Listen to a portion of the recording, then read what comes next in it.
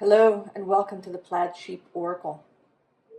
This is an all signs reading for the full moon in Pisces, the lunar eclipse. Here where I am, it happens just after midnight, about 12:15 a.m. on August 28th. I won't be able to see it. We're expecting heavy clouds. Also, midnight is well beyond my bedtime, but perhaps you can see it where you are. I pulled a card for the whole reading, and it's the healing temple of the lunar light. Life cycles, energy, healing, communication. As you may know, this full moon is square Uranus in Gemini. And at the same time, both the Sun and Mercury will be trining Chiron in Taurus.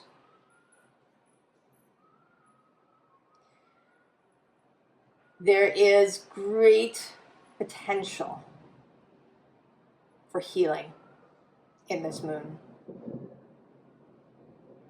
There may be a little turbulence if you go to yoga classes regularly. You may have encountered the phenomenon when doing a kind of deep opening pose that's held for a while, that someone in the room will start to cry. Might even have been you. It's like that.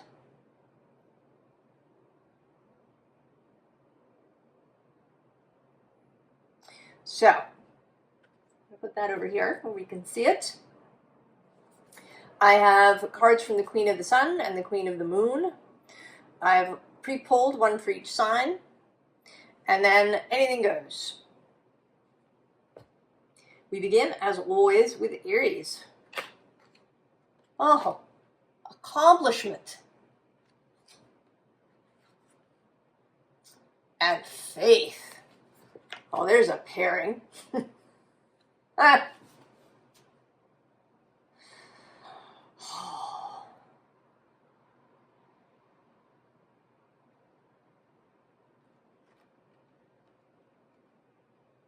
Now, I pull them in this way with the sun here and the moon there, but it feels a little bit more like that.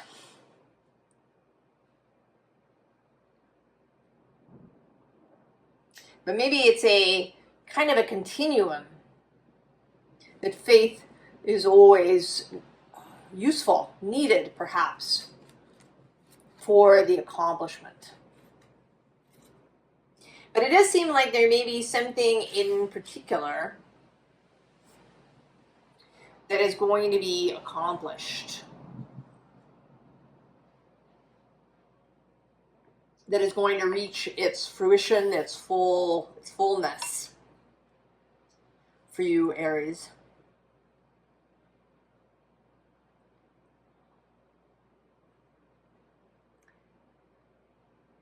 You may be hearing some thunder in the background. We are having a little bit of a thunderstorm and rain this morning here. There's something about that.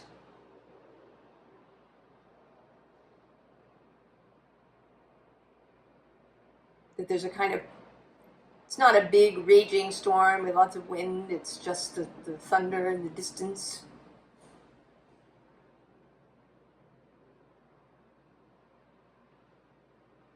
But this need for faith.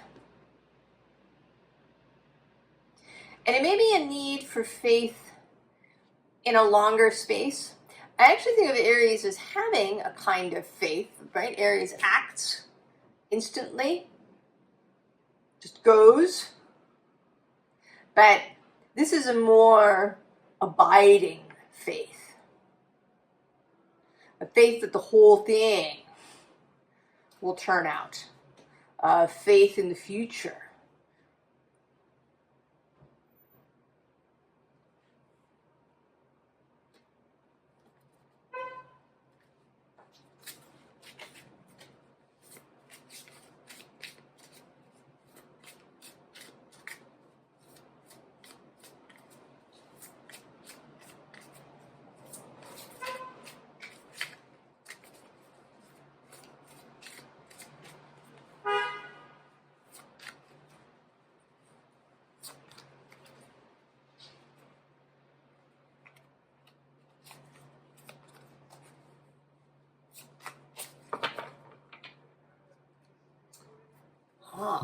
Four of blues, Four of cups.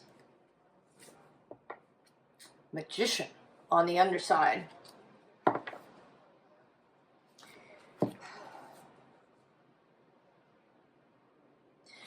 This certainly seems that you are here, perhaps, maybe in a state of disillusionment or boredom, apathy, all those Four of Cups words. Particularly this Four of Cups that has this implication of, alcohol overconsumption and numbing out. And then there's the Magician.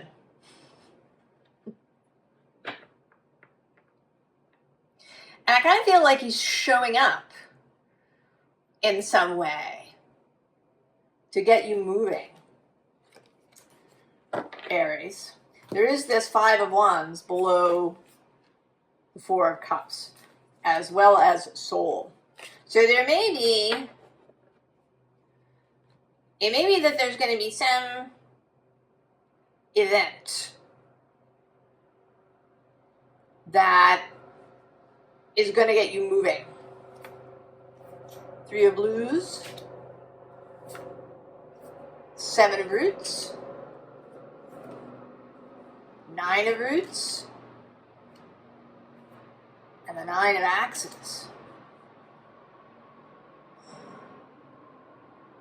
Yeah, I think there's going to be some, because kind of all of these figures, the Four of Blues, this Seven of Roots who's just kind of taken up with looking at past accomplishments. This Nine of Roots who seems to be waiting for her cue for the stage manager to come backstage and call places. And then the Nine of Swords. But in between all of it is this Three of Blues, this Three of Cups, this kind of baptismal image. So it seems like you may have an experience that's like a baptism. That is a kind of, I hate to use the word awakening. I think that awakening is a process. Certainly for most of us. But a kind of shift, a change, a revelation, something that's going to snap you out of any dullness that you have.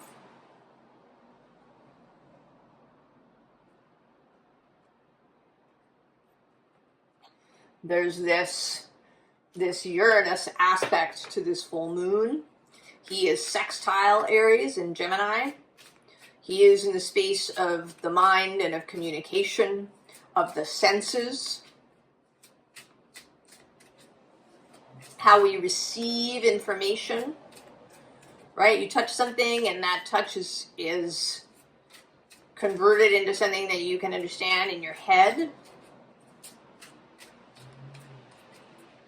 So there's the potential here for understanding a spiritual concept, perhaps that you have not really understood before. And that it's just going to snap you out.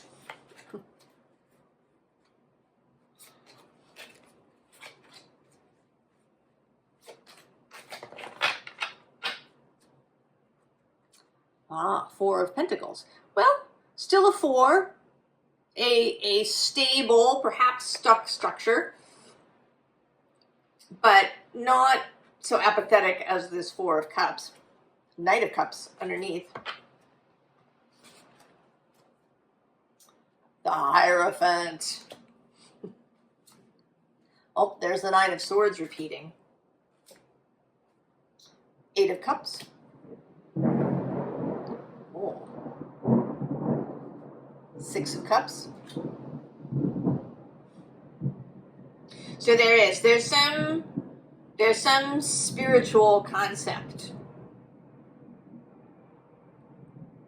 that you're going to understand.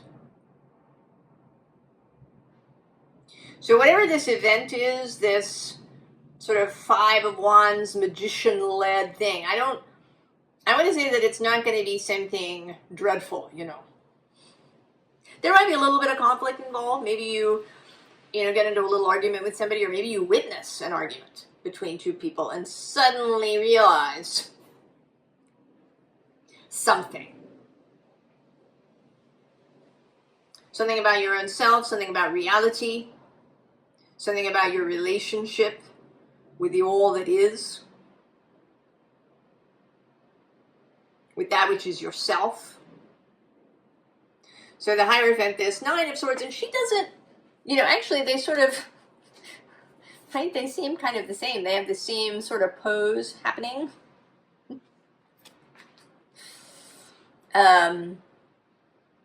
Kind of rubbing the ear, like, what have I heard? There isn't a sense of, anguish here. Sometimes the Nine of Swords can have someone, their face buried in their hands, and you have a sense of anguish and despair. This is more, just dullness. It's not even confusion. It's, maybe a sense of disgust with how things are going. A sense that you don't really want to participate in anything. But this Hierophant energy is coming through, and there's going to be this shift.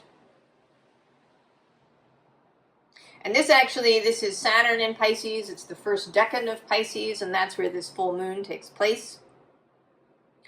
So there is a sense of the exit, of understanding where you've been, and you're going to leave all four of these cups and every other sort of cups that are no longer working for you behind. And then we enter the Six of Cups, right? These two totally different energies.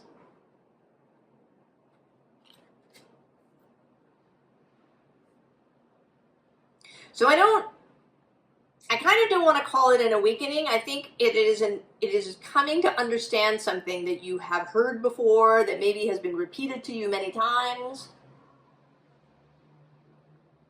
And somehow this last time triggers something. And you're like, huzzah! I see it. And now I can move into this space, out of this and this. Because now I understand, I see.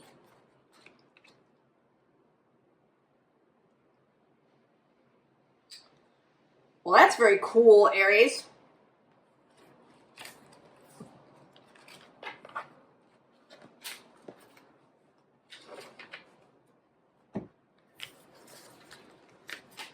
Understanding, clarity, faith. These are all great gifts to receive. Taurus. Well, Taurus, this moon is sextile with the sun trine. Chiron is still in your sign. He's going to leave in a little while, go into Aries. He gets all the way back to 26 degrees of Aries, and then he'll turn around and return to you in April of next year. But that energy of healing. Oh, if you didn't see the intro, this is our card that came out. The Lunar Temple of the Healing Light.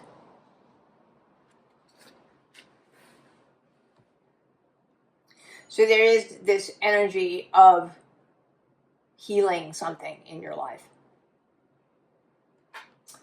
Queen of the Sun. Oh, it's creation. With rigid and blossoming.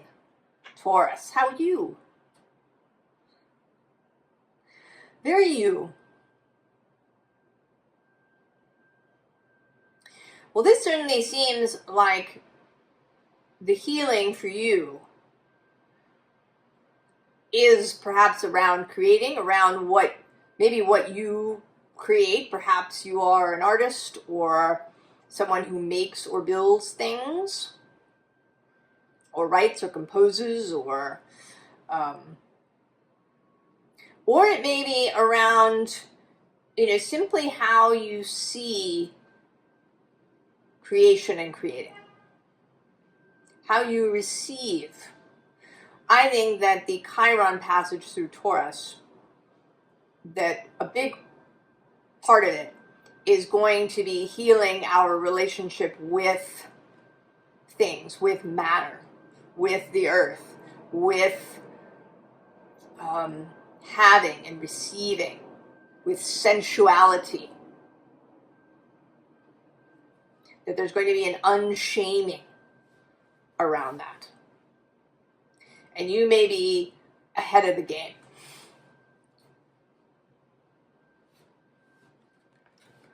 Let's see what else wants to...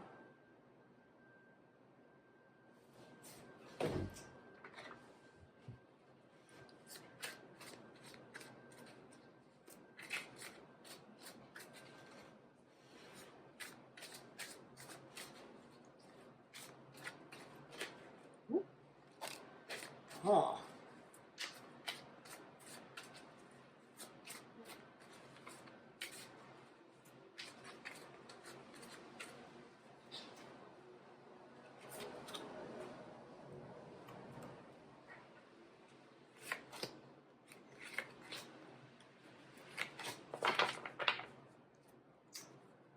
The sun. And here in this deck, the Zodiac are the dawn. Princess of Pentacles underneath. Yes, a new relationship with reality. Also, this magician who popped out. Certainly we have, as a society, this confused, distorted thing around stuff.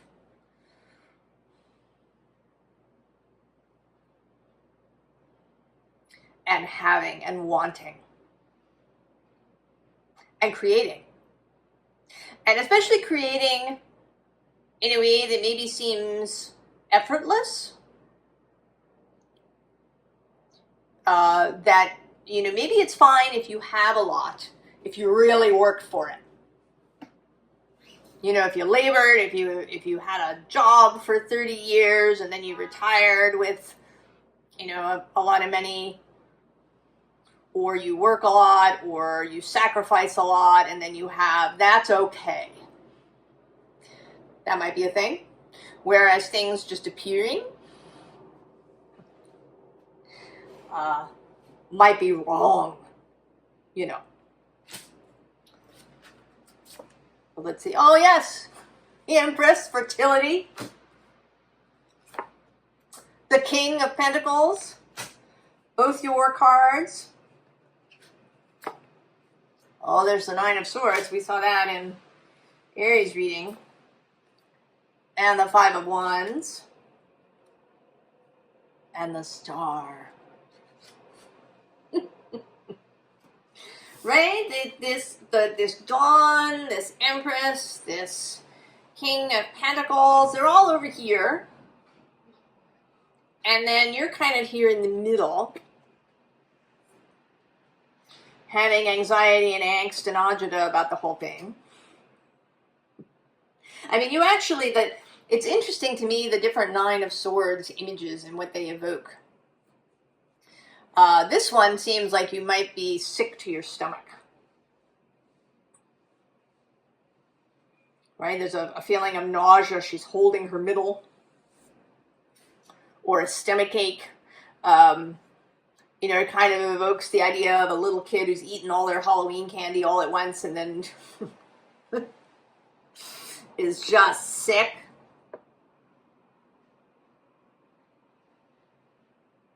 So there's absolutely a healing here that is available for this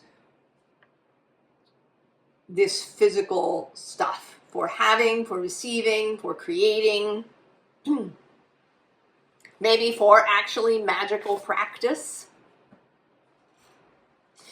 And then there's going to be, I think, some, you know, this isn't, I never think of this as a conflict. I see these women as dancing. That maybe they're performing a ritual, or they're having a dance or a celebration, and they, you know, strike wands together in a celebratory, hooray, huzzah kind of way. Right? They feel like these women, oh, there's a Four of Pentacles under that. And she's a very relaxed Four of Pentacles. She doesn't feel graspy or clingy. And then below her is the Ace of Wands.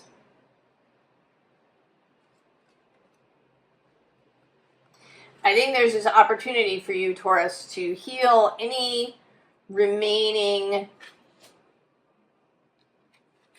whatever this is, around material stuff. Now, it might be your sensuality. It might be sex and how you participate in it. It might be your own body. You know, maybe you have no problem with money, but you have issues around your health or around how you see your body or what shape it is.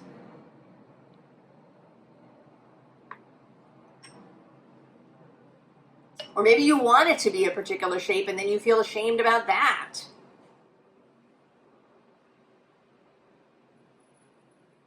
And I think there's the opportunity for the healing of all of that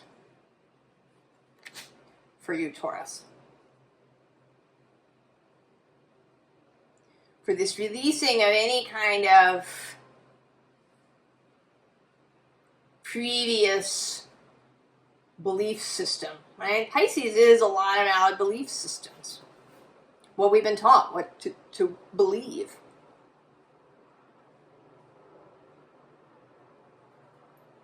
I was actually watching this little video by somebody who is an astrologer, and he has an astrology channel.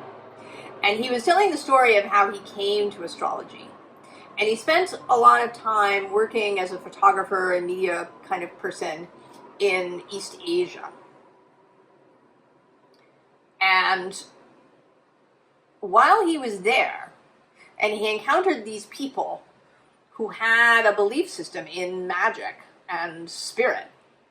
And while he was there, he had experiences seeing things that he hasn't had when he came home to the UK. So there was something about being in that place,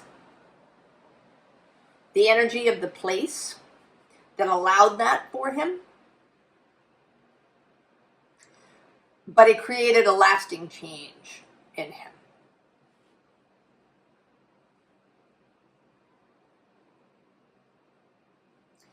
So the way that belief systems create what we can and cannot see.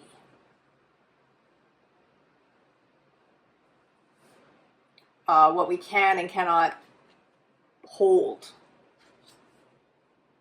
It also makes me think of this little story that I read when I was a child that really kind of stuck with me.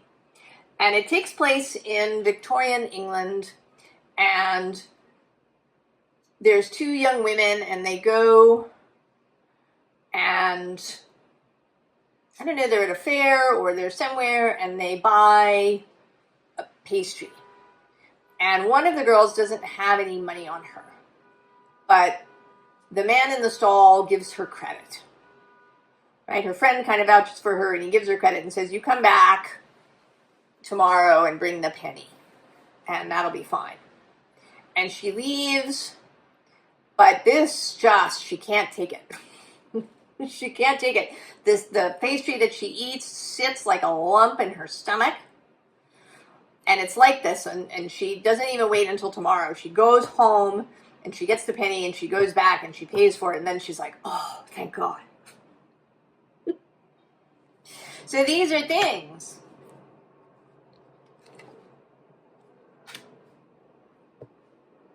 And this moon gives you the opportunity, right? This changing of the mind, Uranus and Gemini.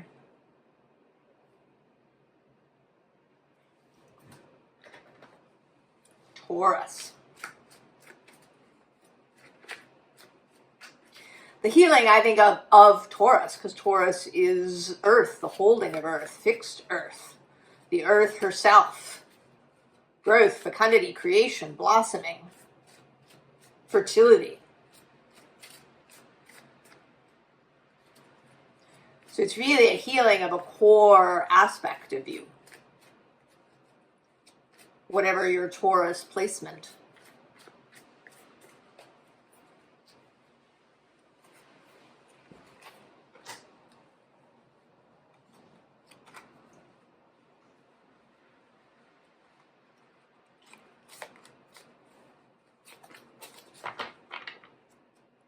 Oh,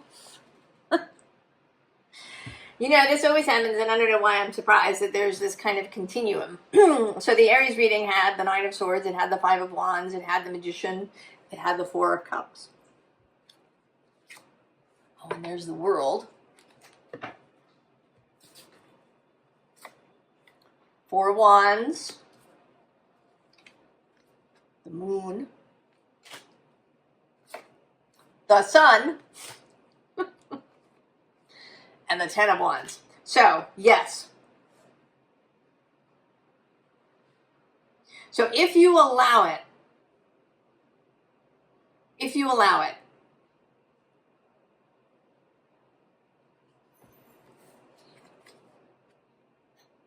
this will remove the burden. If in this case you are willing to take the cup, oh yeah, there's the Three of Cups. That was also in Aries reading. If you allow this healing,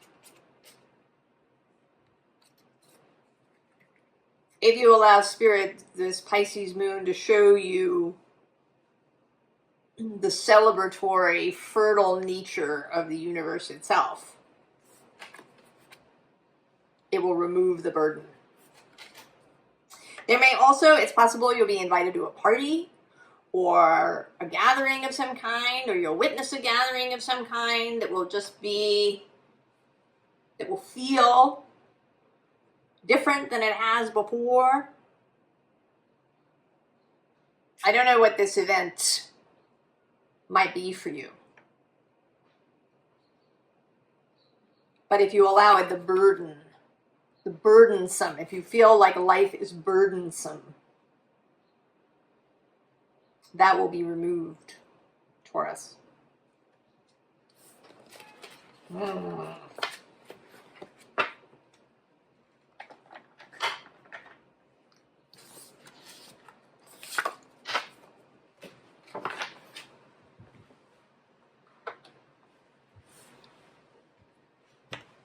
Gemini.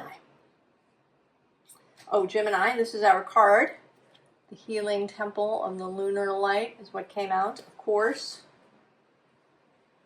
Queen of the Sun. Oh, resilience. Queen of the Moon. The Void. Well, these two feel like very different spaces. Have you been vacillating back and forth between feeling like you're in a maelstrom and feeling like you're in the void?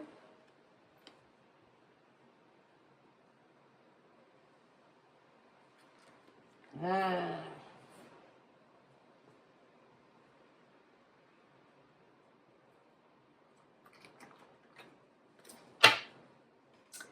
Hanged Man here. And you know, the Hanged Man is always depicted in this very still posture. But for sure, the internal experience could be like this, vacillating back and forth between the maelstrom and the void. The whole process of reintegrating spirit, I think, is like that. We call it, you know, the awakening process or the enlightenment process. You can find all kinds of videos that talk about how, you know, I'm awakened. Shouldn't I feel good? Why do I feel like this?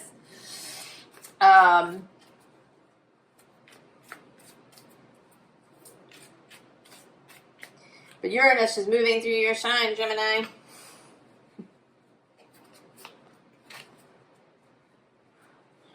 Sudden things. Maybe a real feature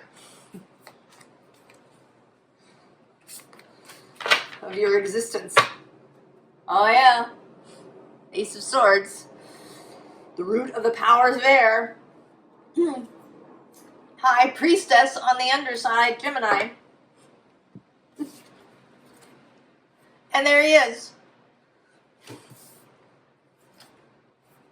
Six of Swords, earns success. The Seven of Swords, futility. Two of Wands, dominion. And the Queen of Cups.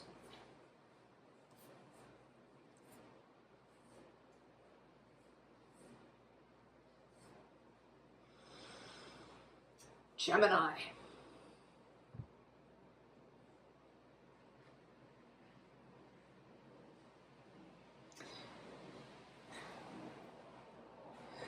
I think that you are on, I want to say that you are on a plateau, right? This earned success, the odd, the even numbers, the 2, the 4, the 6, there's a sense of balance, of structure, of being stable, perhaps. And then the odd numbers come in and shake things up. So I have the sense here that you are transcending this 6, right? The 7th sword in this card is his horn. There's some kind of realization, something coming to the third eye, the crown chakra, that allows transcendence of what was before.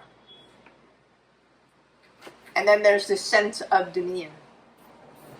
I think of a new understanding.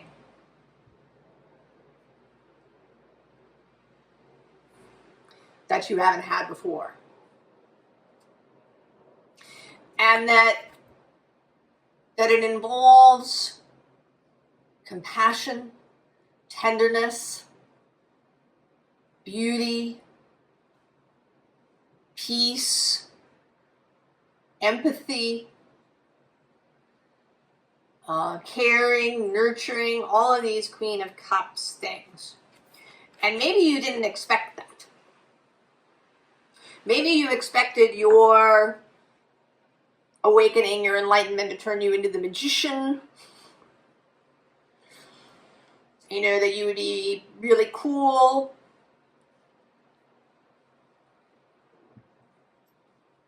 Right? Casting spells on top of a lightning-covered mountain.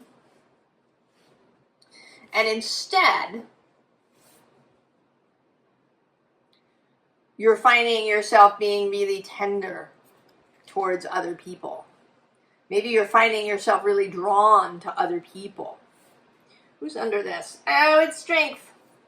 And the Queen of Discs, the other sort of nurturing, building queen in the deck. And the King of Cups. And the Buddha Hierophant.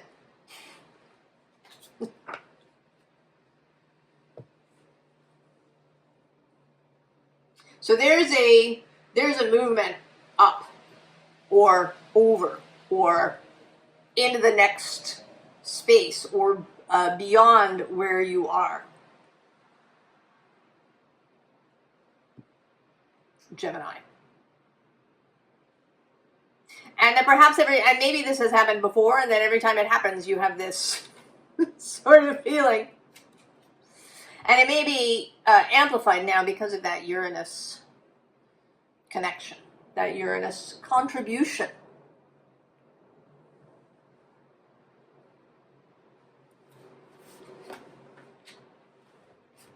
The Santa Muerte, and there's the Magician.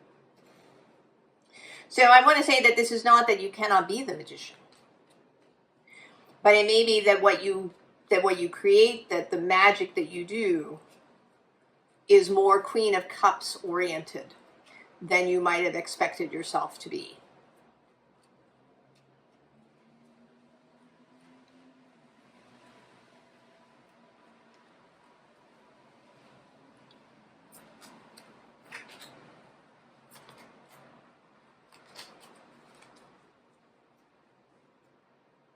Oh, there's the Four of Cups. This is its third appearance. Seven of Wands on the underside. So apathy, defensiveness. But the Ten of Cups. Right? Not the 9, the 10. So there's a group element here. Oh, and there's a sneaky extra card. We're going to see what that is. The Star. So the card I chose is the Queen of Pentacles. And the card hiding under it, is the Six of Pentacles.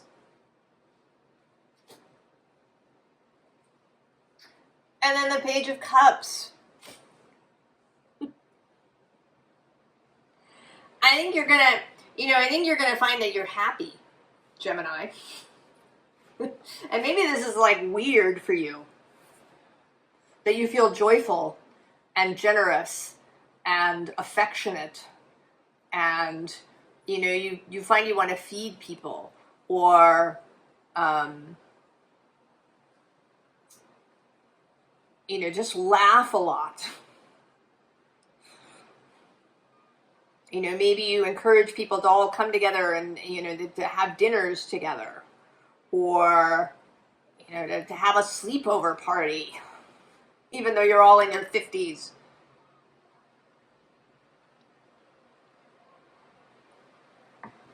I don't know what it is, but there is this joyous energy here. And I think this Six of Pentacles sneaking in is like the chimes going off. That the time is now.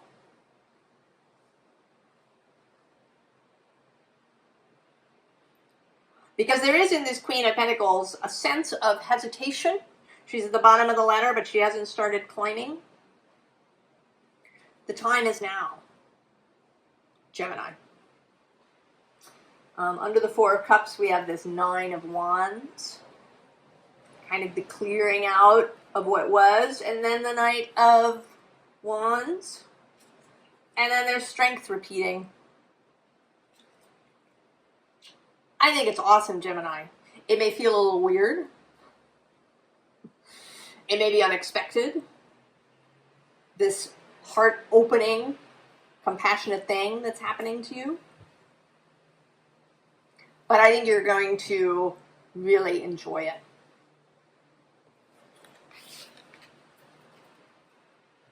I'm excited for you, Gemini.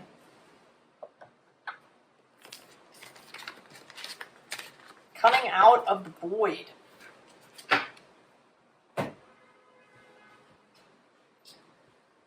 Cancer.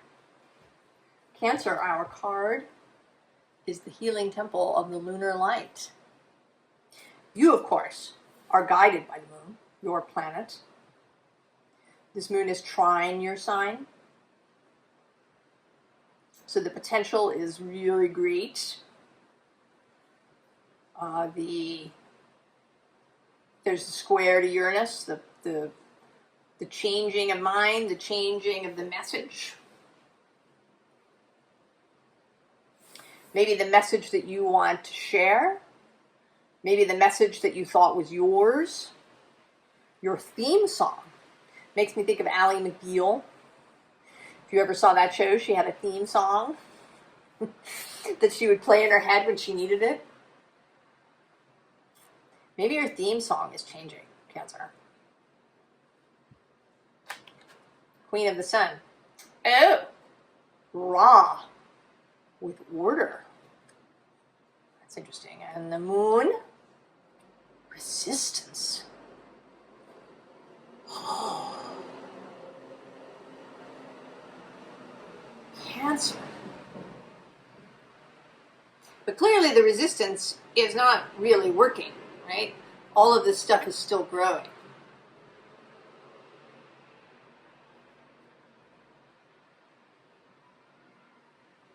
And this order is really the order of the universe. It's not man's order. It's the order of the cosmos. I mean, that's the order and justice of Ma'at.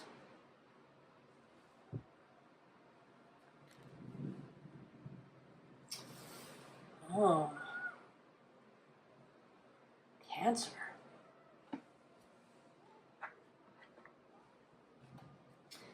High Priestess.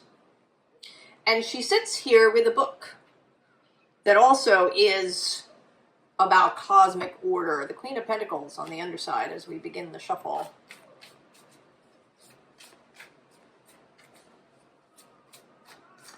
So it seems that you may have, you know, if you're Cancer rising, Uranus is sitting in your 12th house. Or your 12th house sign. So, you know, this may be, right, a change to, you know, kind of the unconscious order. The things that you've carried around since childhood. That seems to be a big theme too, that the beliefs that we've carried around for a long time are now are changing.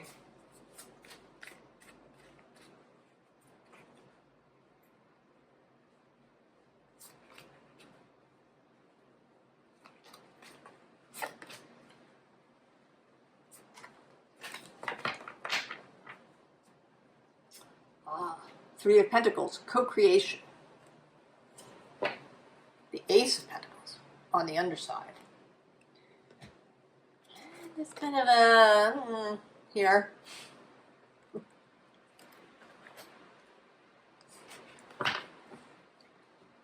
Similarity of feeling. Oh, there's the Page of Pentacles.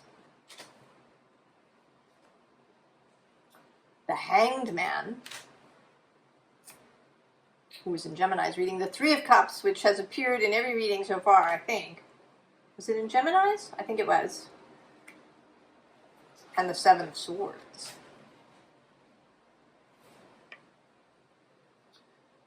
Co-creation, celebration.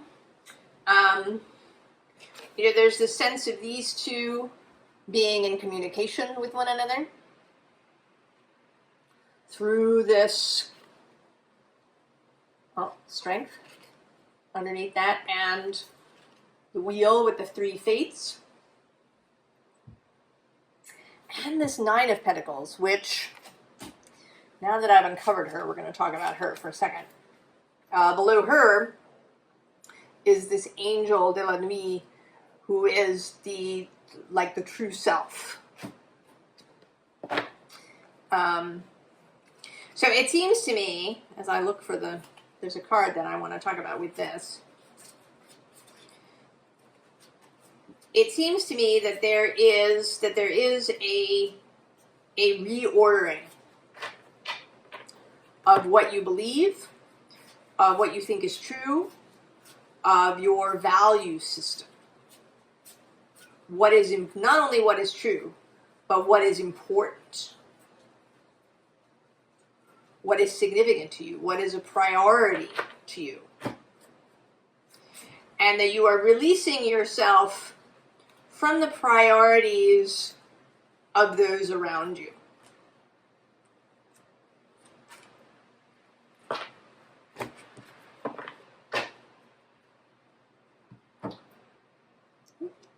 What did I do with, oh, there she is, with the Page.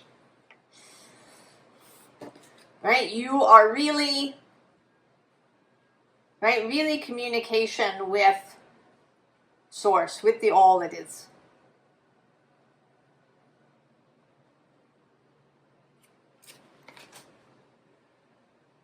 First, foremost, this Hanged Man space becoming a real priority for you. The Three of Cups becoming a priority. This celebratory, co-creative energy. You know, I kind of see you now, especially with this tea party thing, as that house that people go to, you know, where they can get a cup of tea and a slice of cake and a chat.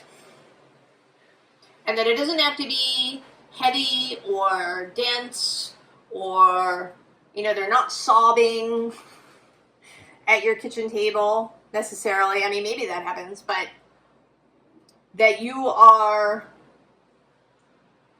find yourself as a place of refuge, but in a really celebratory way. You're actually not interested in encouraging people to complain or unload or vent or any of these things. You're encouraging people to see what is beautiful.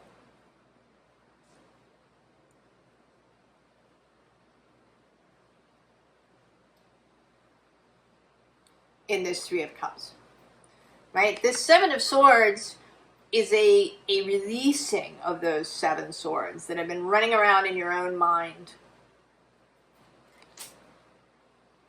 So, this Nine of Pentacles, I feel, in this deck, is on the other side of this portal from this Five of Pentacles. So this is the moment. This is the moment when you release and when you open to the all that is. When the defenses drop.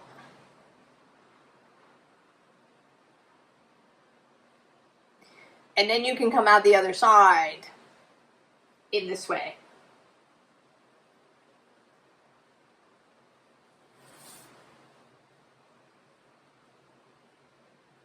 And it's true, she sits between this Ten of Swords, which is kind of a despairing energy in this deck, right? Like he's just going to sink under the water. And then this Knight of Pentacles, who might be, feeling like there's work to be done. You know, we need to labor. We need to, right? It's this energy. This resistance.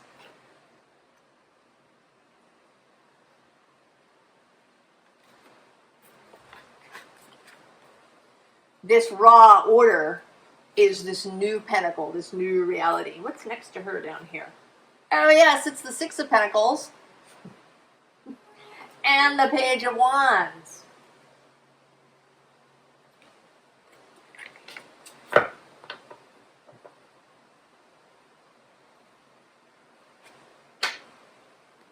So, any advice for Cancer?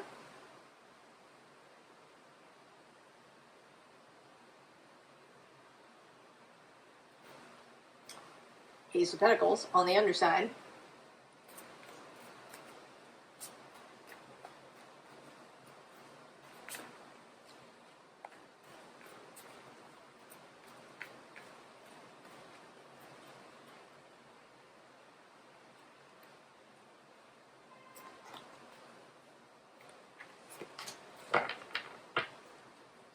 Oh, it's the Wheel of Fortune. And the Hanged Man on the underside. Death. Oh, there you are, the Chariot. And the Emperor. Okay. So essentially, let it happen, Cancer. I don't think that you need to do anything. I think whatever needed to be done, you have done. I think that you've done this. That this has occurred or is about to. There's nothing to do but to let go of resistance. What's under the wheel? Oh, there it is, the Six of Pentacles.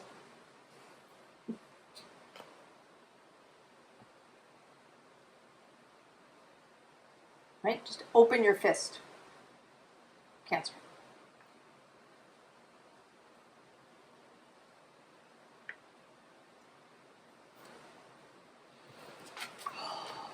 All of these readings are so good.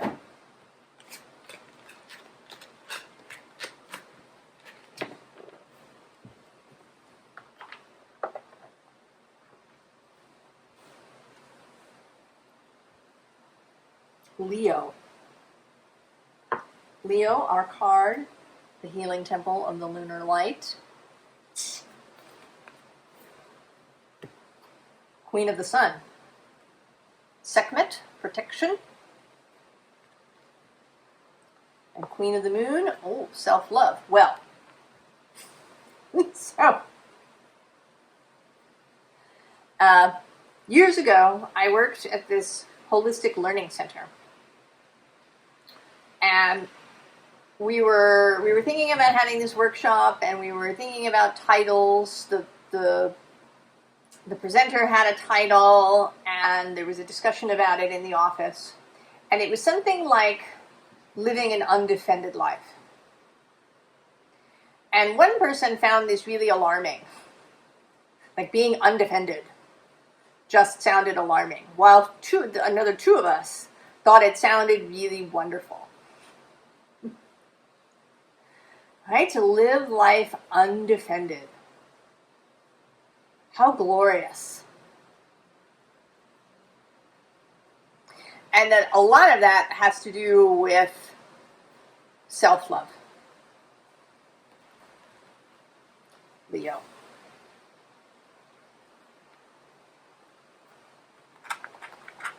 You, of course, have been having lots of things going on in your space.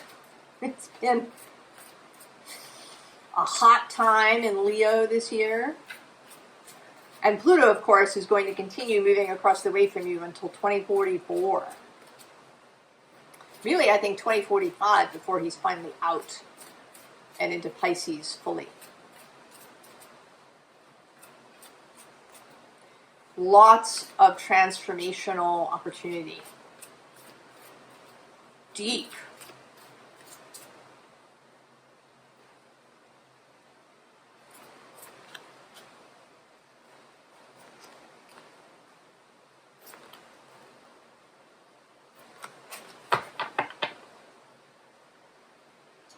Toadstools, growth. And the ancient oak spirit, strength.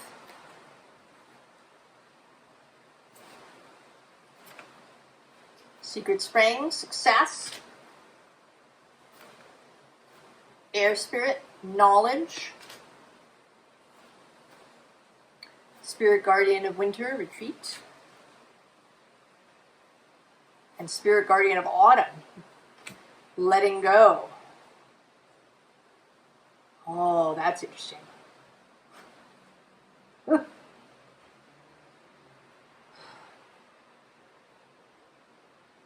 You know, I'm seeing you now as this Sekhmet figure. And you're looking over at this self-love and thinking, yes,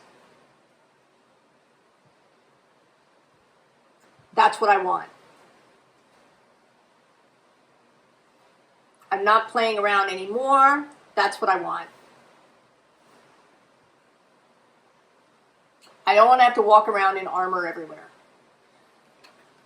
I don't want to have to feel that, that kind of, that feeling of shame. You know, that I sort of link in my mind with if you've ever peed yourself. You know, that it probably happened to you when you were a little kid. And if you can remember it, it's, you know, after you were toilet trained and this wasn't supposed to happen.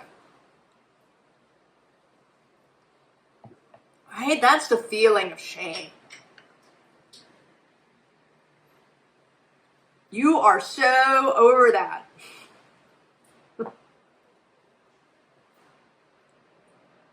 You are so over it. And actually, right under this is stability. And that feels like what you've been learning now through the year, these experiences that you've had through this whole year and the years before, is now becoming stable. The learning is really landing.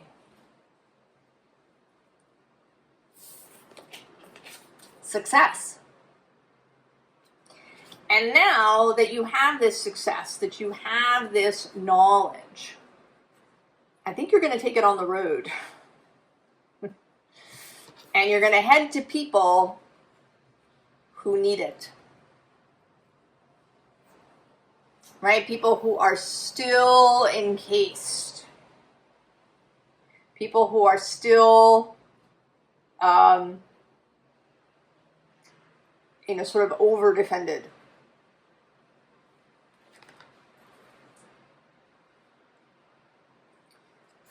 And you're going to show them what letting go of that looks like. So maybe that what this eclipse does for you is to show you how far you've come.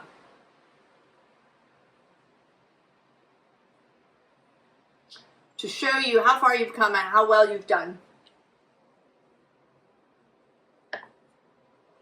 Where you are, and that you are ready to show this to other people. Ah, yes. See, there she is. She's daring you.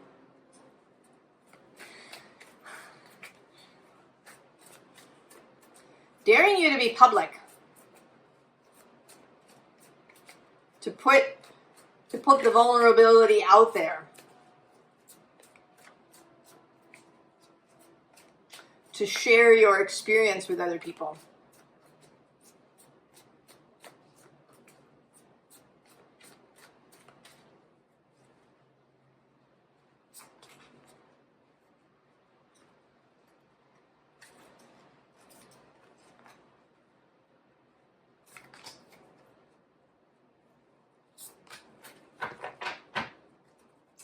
Oh yeah, the Nine of Swords, Knight of Voices, communication. Certainly your planet, Mercury, is now in his other home space of Virgo, and today, in just a handful of hours, he will perfect his conjunction with the Sun, Mercury Cazimi. Queen of emotions on the underside, right? Rising up out of the surf in front of this unsuspecting person.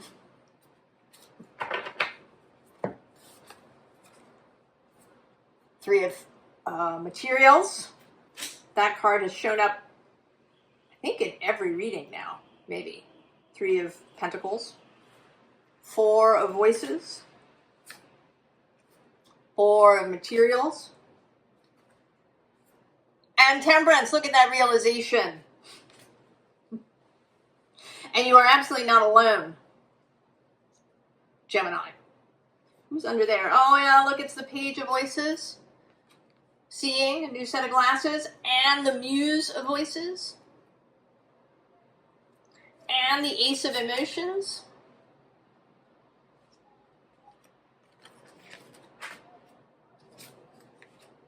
Oh, what was I saying? I called Mercury your planet. That's not true. The Sun is your planet. The Sun is meeting with Mercury. So getting Mercury's message and then sending and sharing messages with Mercury, and then Mercury goes on his way. So this combining of the Sun and Mercury. It may be, since I was thinking of Gemini in that moment, it may be that you're getting together with a Gemini. There's this Three of Pentacles, the co-creation. That you're meeting up with other people. There's a kind of dreaming phase. Again, with the Four, there may be some of you, maybe you're gonna, you're gonna create a holistic learning center, or you're going to start a YouTube channel, or, create a set of workshops that you take on the road. Right? Then there's the material reality, bringing something into physical being. And then this realization. And I think this is both other people seeing you and what you and these other people create. And then also you seeing still more changes in yourself. that it doesn't just stop here, that the growth continues. And now in this really stable way. All right, all these fours. Leo. Oh, I think you're going to be a force to be reckoned with. Leo.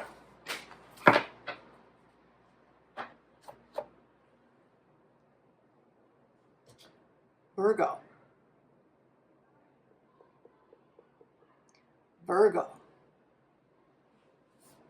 This is our card, the Healing Temple of the Lunar Light.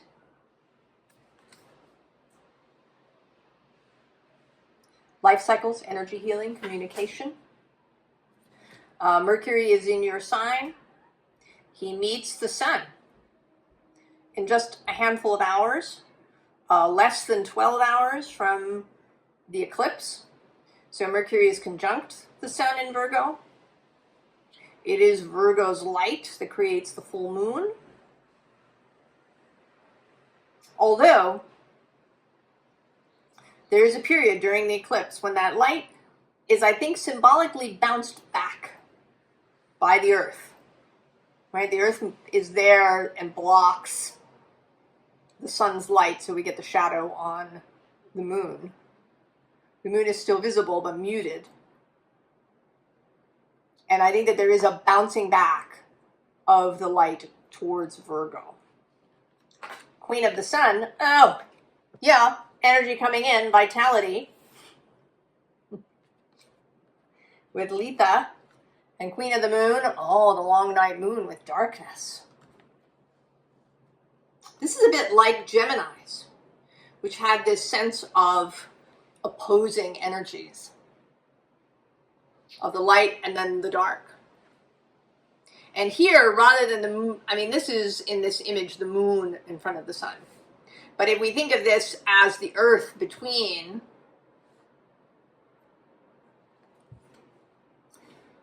creating a different kind of darkness.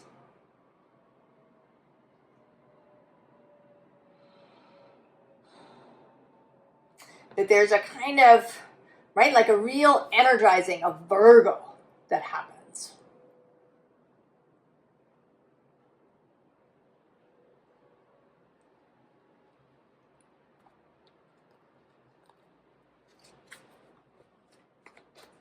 During the eclipse.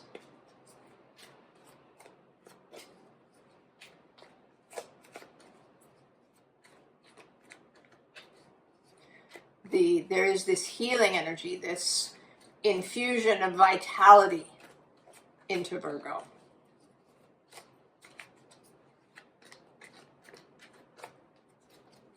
And maybe an infusion of fun and light.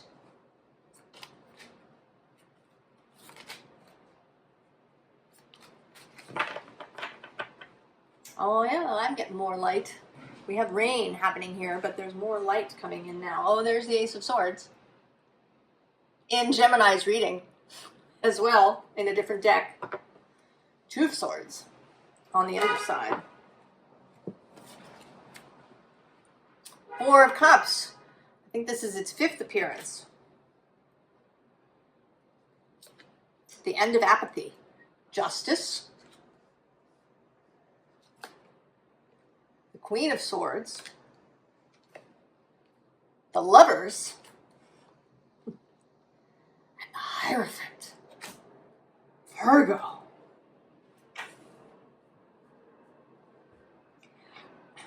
I want to say you're getting your mojo back. What's under the Ace of Swords? Oh, it's the King of Pentacles, and the World, and Death. Then maybe, I think this is true for a lot of us. I think we've been in this space. Apathy, disillusionment, betrayal, sadness, anger, rejection, blah, blah, blah, every other Four of Cups word you could choose.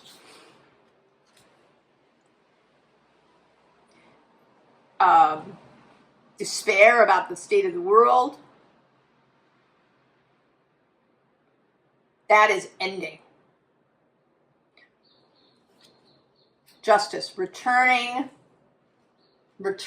to an internal harmony. Rejection of those things from outside that make us sick.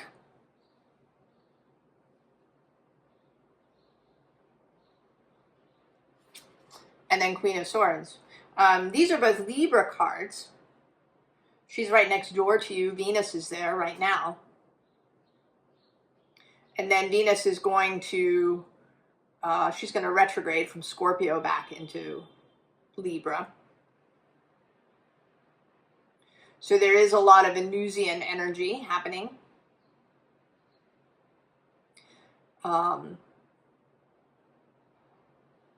That you may be feeling.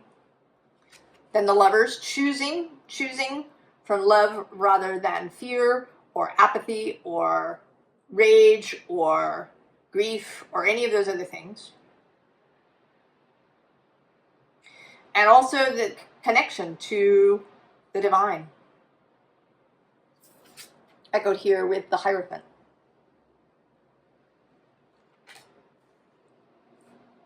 Uranus moving through your sibling sign, Gemini. Through that space of the mind. That Mercury Kazimi happening in your sign. Clarity, vision.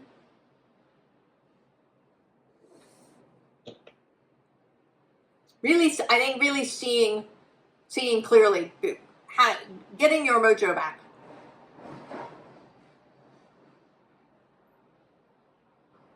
Seeing maybe what you've been taking in, ingesting, having, that has been sickening you.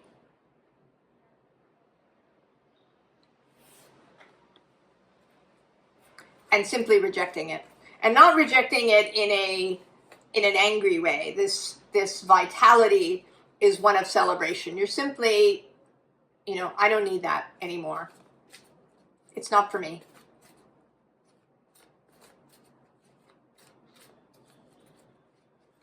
I'm clear now.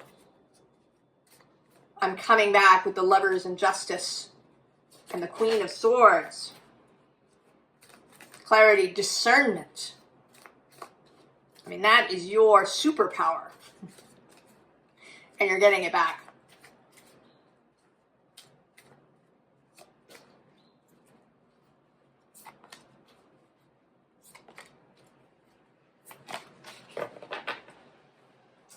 Yeah, the King, sovereignty, personal sovereignty,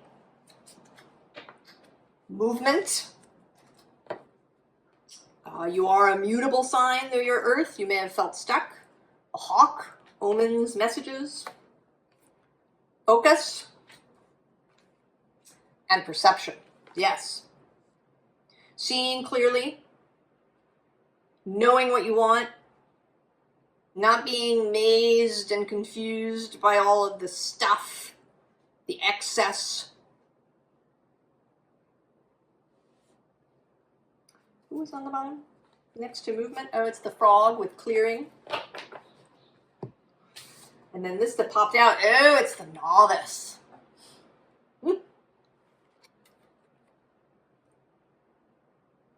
So there may be a period where you feel, where there is a little bit of a feeling of the beginner. It may be that it isn't just getting your mojo back, but kind of getting your mojo for the first time in your life. Because we've all been living in this society. The everything that we're talking about now didn't start yesterday. It has a long history going back.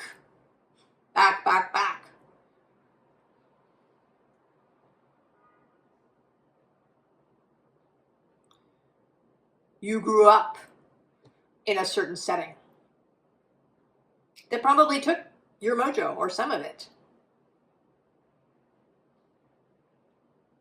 So there may be a little bit of the novice energy, but I think that you might actually enjoy it. Because I think Virgo enjoys learning. maybe more than any other earth sign. I think Virgo really enjoys learning. It has like that Mercury element. Learning and communicating. Who's under the king? Oh, it's the serpent with knowledge and healing.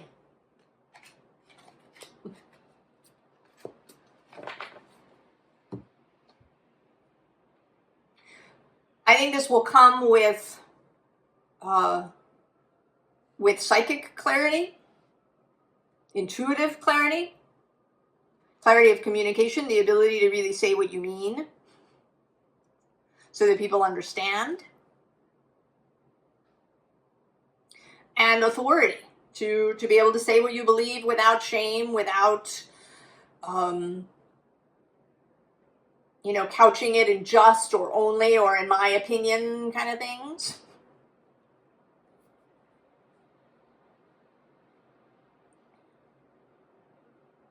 Oh, Virgo.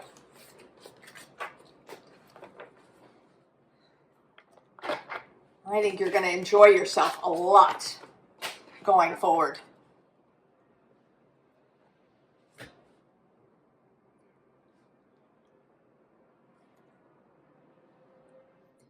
Libra. Our card. The healing temple of the lunar light.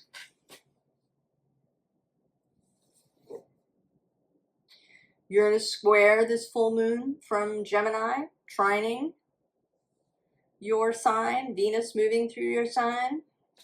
Queen of the Sun. Will. Oh, it's a very Aries word for you. Queen of the Moon. Pleasure. Oh, very Venus word. Have you been trying to use your willpower rather than moving into pleasure?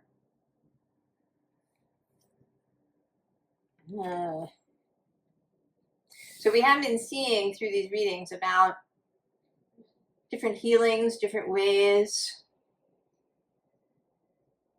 that we're loosening our grip on things, that we're moving away from old ideas and belief systems that we're not good. Let's just say that they're not good.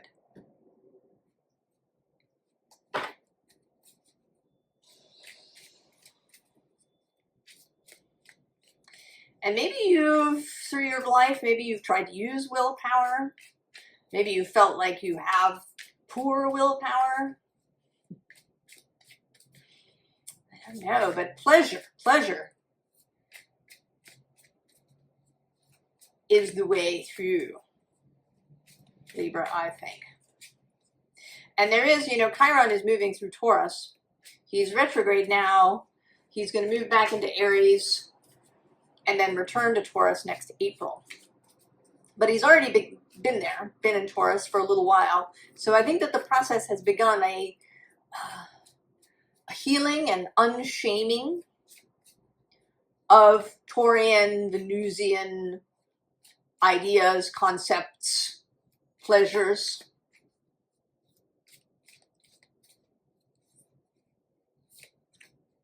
And although you are not Taurus, you are Venus guided, Venus led.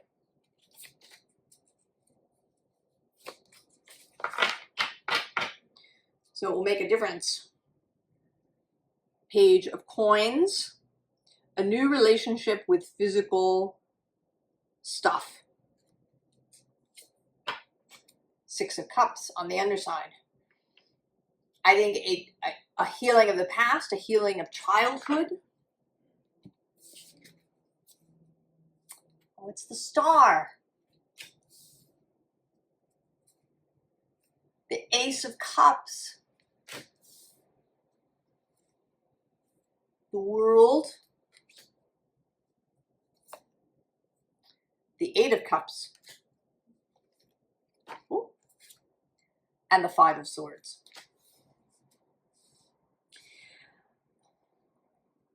I think you are already in this process, that you're already moving in this direction. But then maybe you've encountered this Five of Swords.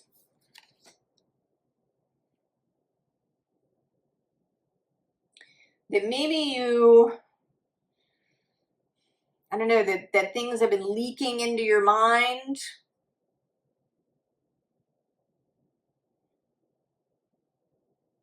And perhaps you've been trying to keep them out through willpower. You know, you quit Instagram and Facebook and TikTok and whatever else. But it isn't entirely working. It's still sort of leaking in through other places.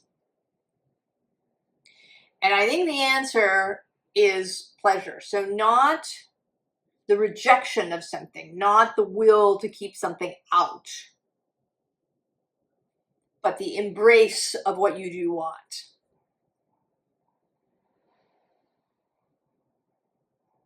And that's a Venusian approach. Venus isn't about stopping or resisting or blocking.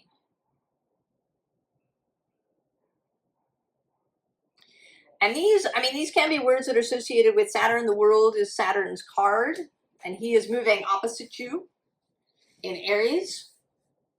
But I think that Saturn is wanting to offer a different idea about how Saturn can work in your life. That rather than Saturn as this blocking, resisting, locking the door kind of energy, that one can turn towards his creative power instead.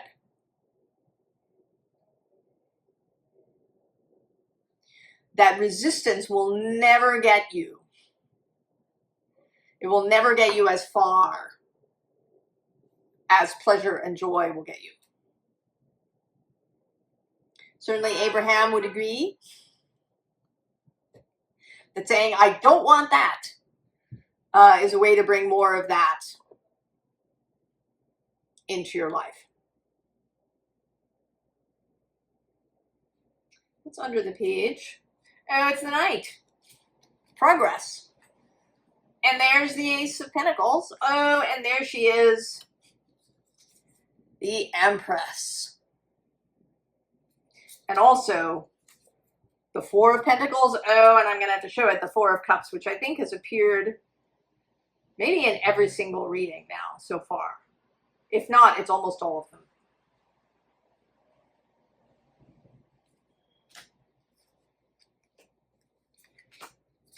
So this, right, this energy of rejection, of apathy, of boredom, of ennui, of cynicism too, is kind of in the Four of Cups.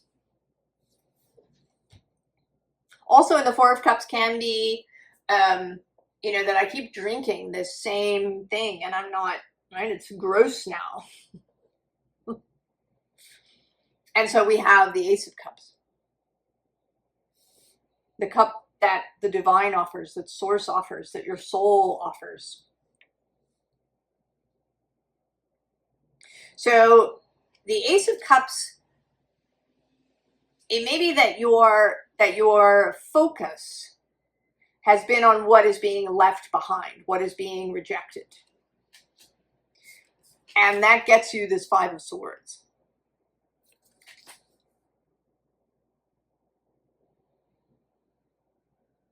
That feels, you know, he doesn't feel so much combative as he feels precarious. He's on these two stilts of swords. Like you're always, you know, kind of balancing and feeling like you're going to tip over and, you know, be subsumed by TikTok at any moment.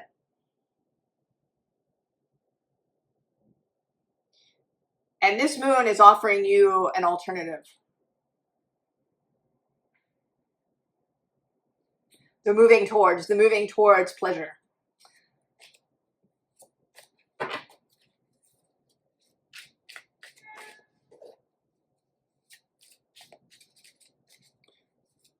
rather than resistance.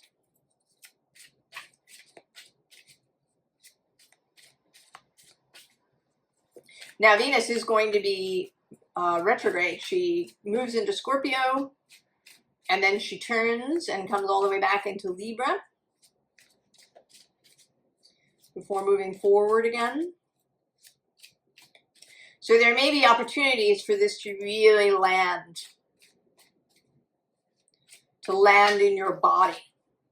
But the process begins now with this healing moon and this moon square Uranus.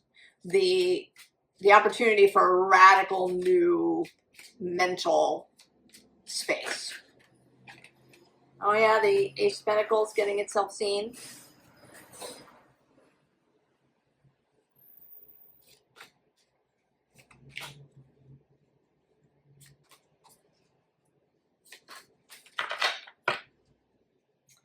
Now, Seven of Wands, resistance. But there you are, justice on the underside. Alignment. Three of Wands. Four of Wands. The King of Swords. And the Nine of Wands. So, making the choice. The Three of Wands is the commitment to this new structure that you want to create, to that Ace of Pentacles. And there's this clarity that's available. Clarity and mental sovereignty. You know, maybe you feel like, you know, you meditate, but then by halfway through the day, you're already having, you know, painful thoughts.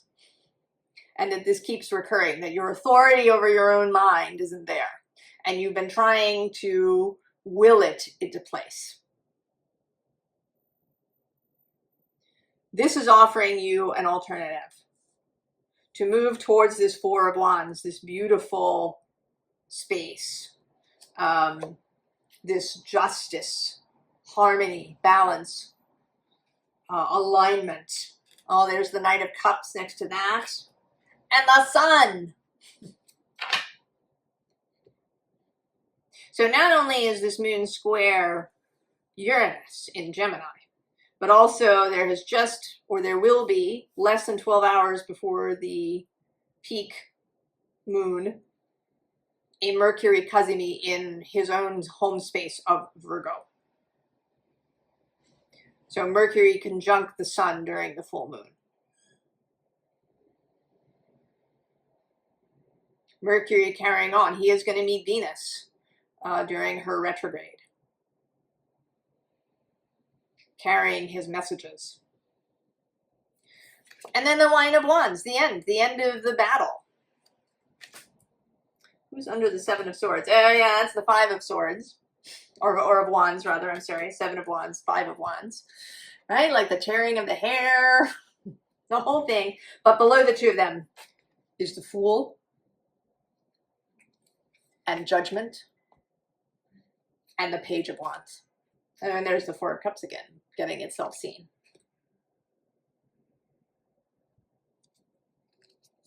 Rather than the rejection, there's the moving towards.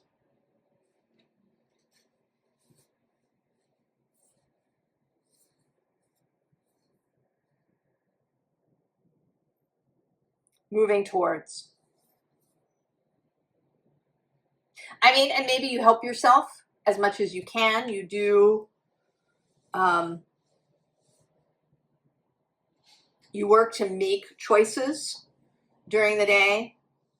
You take moments to, you know, do I really want to log on to this site? Maybe I want to go for a walk. Right? There is a little bit of will that's used, but it's not a defensive will. It's the will to choose. The will to choose pleasure. Libra. Saturn across the way, helping you. The will to choose pleasure. Mm. Good stuff, Libra. The healing of pleasure.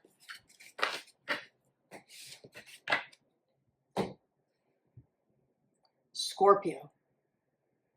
This is our card, Scorpio, the healing temple of the lunar light. I turned the light off because it was getting brighter, but now the sun has gone away. I'll turn it back on.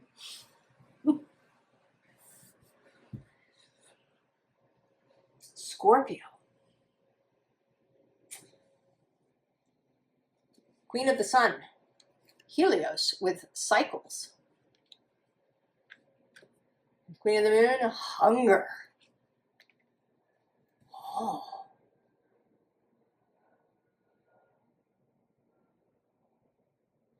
You know how this feels is that he's going along in his chariot and he hears this wolf howl in the distance. And it causes him to change direction. And it's interesting, their numbers are close. He's 27, the wolf is 29.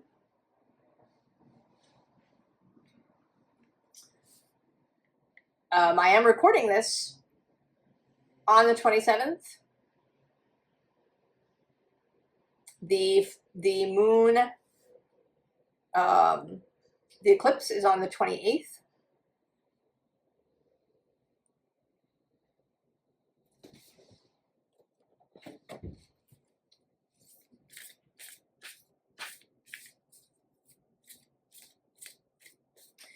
It may be that you're going to receive some sort of message, that you'll hear something, see something that causes you to change direction.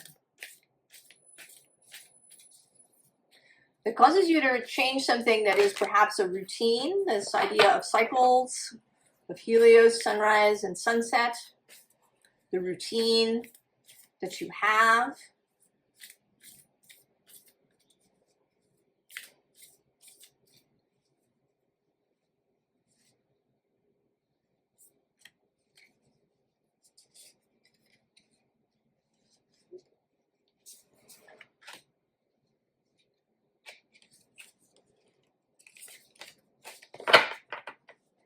This is the Into the Lonely Woods oracle. Oh yes, time to move on, Scorpio. And in the vastness of it all, at the bottom, Scorpio. Well, death moves among us.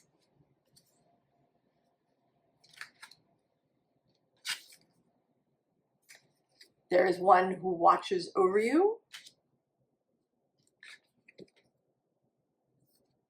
To walk the lonesome road, which is the first card. Well, certainly this feels, you're not frightened by death moving amongst us.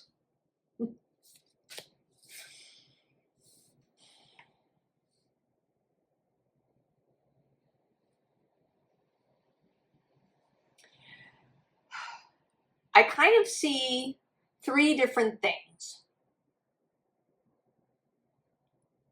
And they all involve this death, this ending.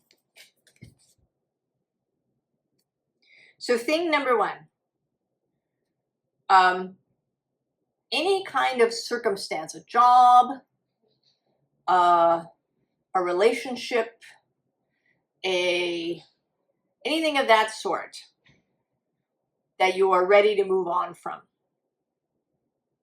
This moon is square Uranus. That is sudden change, sudden reorientation in the Gemini space, wherever maybe that is in your chart.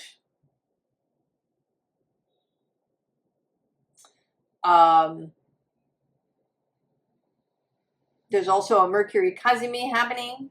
Mercury will be conjunct the sun during the eclipse. So there's a mind message, something that's incoming. You know, under this card is the littlest blessing, and with the sense of, and also there are others like you, this bird coming in. So it does seem like there's some message or piece of information that's going to cause you to change your circumstance.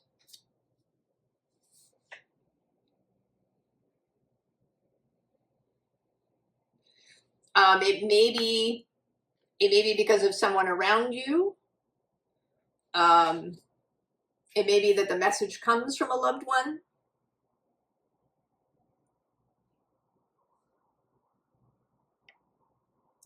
Possibility number 2, that it's very much about a relationship.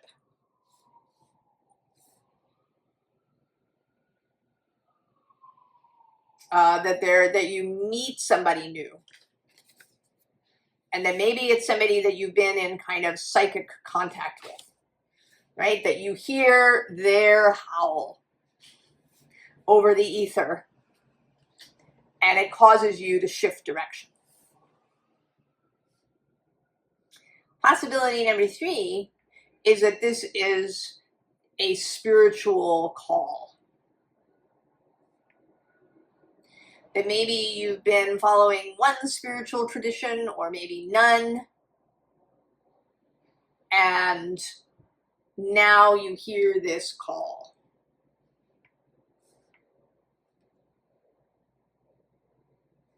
And it causes you to begin something completely new and something that is far-reaching, that has, that's the long road ahead of you. Scorpio. Well, we need more.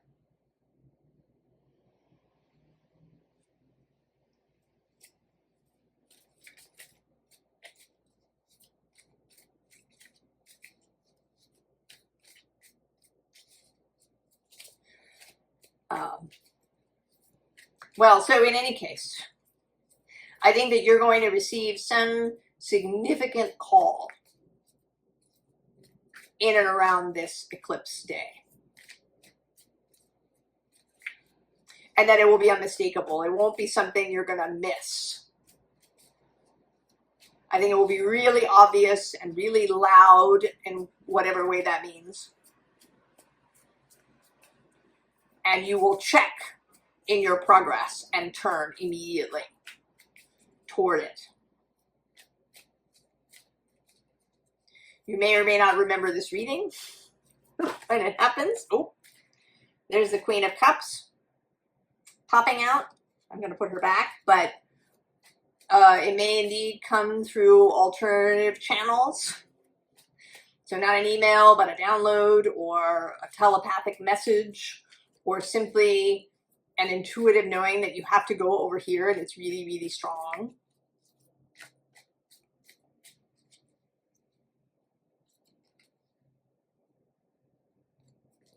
It's something that it won't be denied.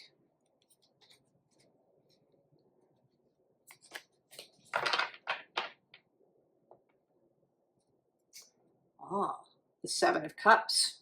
Interesting. There's the 9 of Swords on the underside. It may be that you've been perseverating about this, perhaps. Page of Pentacles. Justice.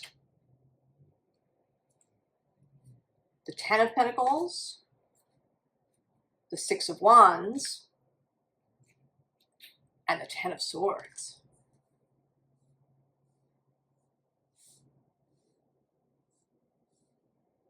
So, it may be that you've sort of been in this 7 of Cups space. Right below him is this King of Pentacles, and there's the Empress. So I was going to say that Venus is going to have a retrograde through your sign.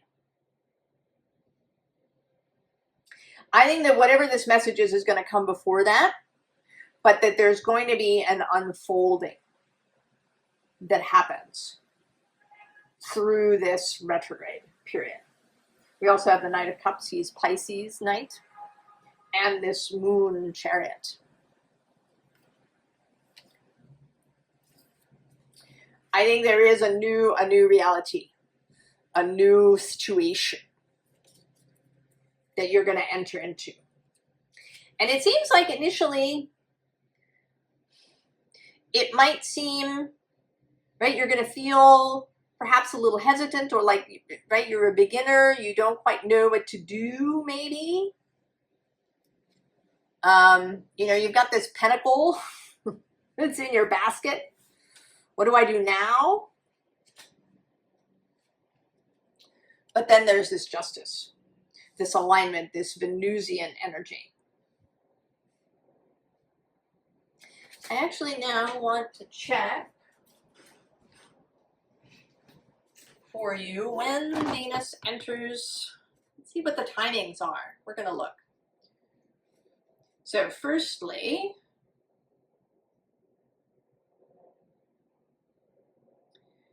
Venus enters Scorpio on September 10th.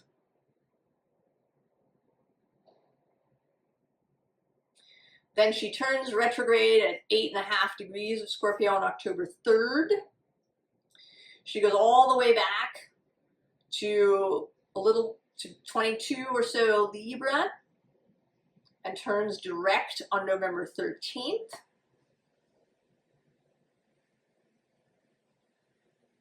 And then she's back in Scorpio on December 4th. And then it'll be a little while after that that she exits her shadow space. And she gets to past 8.5. So really the whole fall into winter period from September 10th on.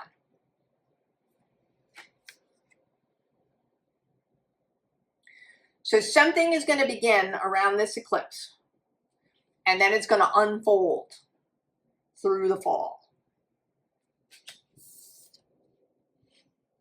And it's a big unfolding, right? You're going to go from having this one pentacle to this 10 of pentacles.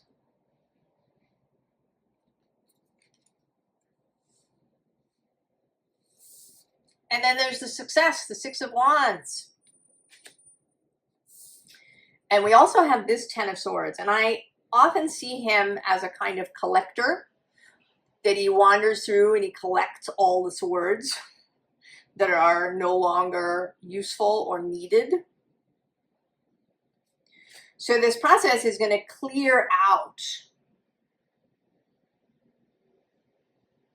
the detritus. And I think that you don't worry about it. You focus on what you are doing. You hear the howl, you turn toward it. There is somebody else involved, either it's a relationship or it's source and your own soul. You begin the journey and then there's an unfolding. And through that whole process, all of these swords will be collected and removed. And now the sun is coming back. Scorpio.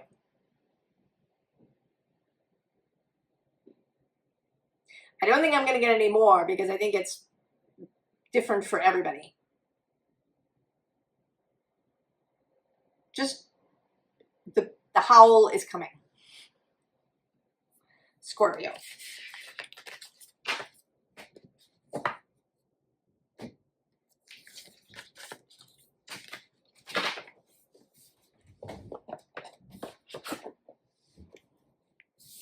Okay. Sagittarius. The healing temple of the lunar light is the card that began us. Life cycles, energy healing, communication. There's been a lot about healing the stuff that we've carried around for a long time. There is a real sense of finality to this eclipse. It's also square Uranus and Gemini right across the way from you. So it's also squaring you. particularly anything in those first degrees that you might have in Sagittarius. Queen of the Sun, passion, Sagittarius. Gratitude. Well, certainly there is connectivity there.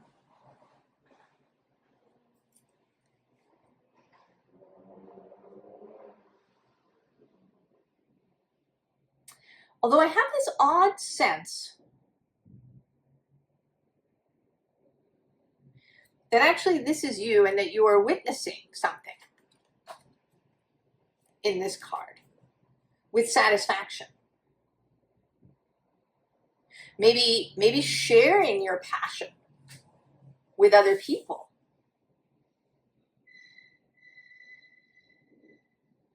Sharing your passion.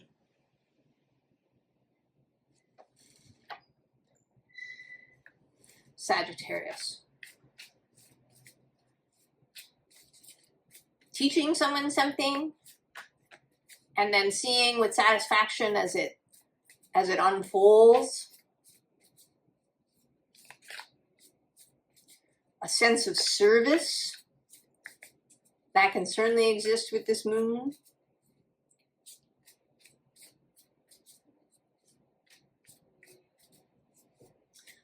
There's a sense that maybe you're going to create peace between two parties.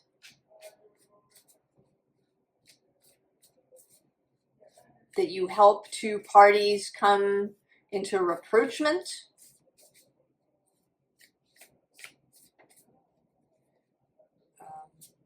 Maybe you discover a passion for negotiation or counseling or matchmaking. Oh, the Hierophant. Seven of Stones on the underside. So in the Six of Stones, there's the sense of people working together. And then in the Seven, there's this quiet in the night afterwards. Four of Branches. The Sun. Five of Stones. The High Priestess. And the Six of Spires. Okay. We have spoken before, Sagittarius, of you building some kind of spiritual community. And I think this is it. I mean, I don't know if we do have the Hierophant here who is the leader of these things. But it could be that you build the container and that somebody else comes to be the Hierophant. I don't know. There's the Six of Tides underneath, right? People arriving from a distance. And then we have your card, the Knight of Branches.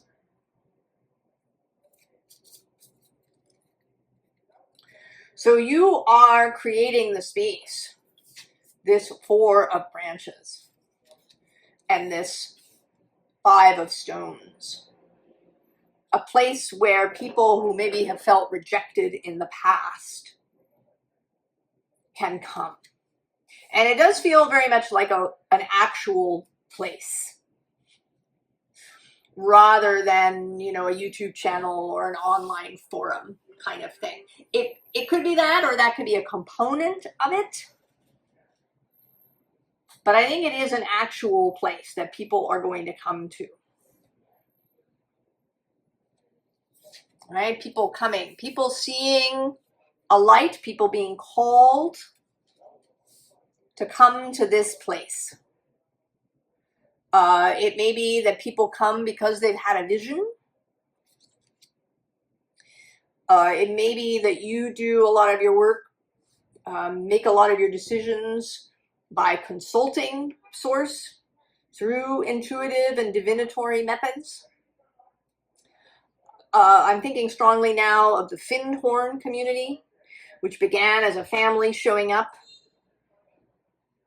and with very little, and partnering with the spirits of the land to create something wonderful that then drew people in from all over the world.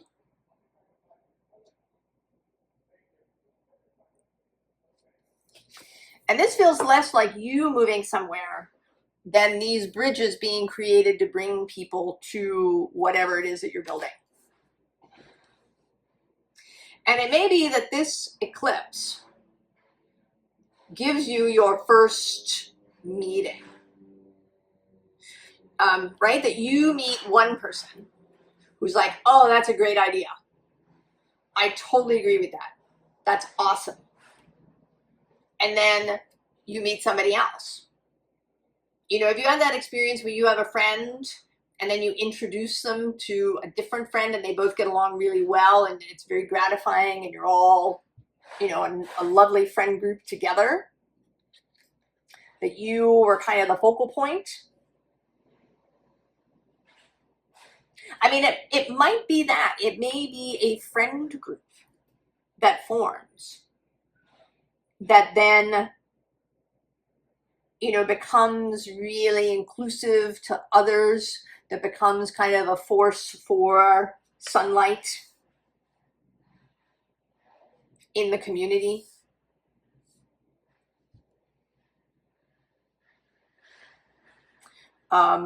It could be you meeting a romantic partner and then the two of you having children, or the two of you, you know, creating the kind of home space that everybody likes to come to and hang out in.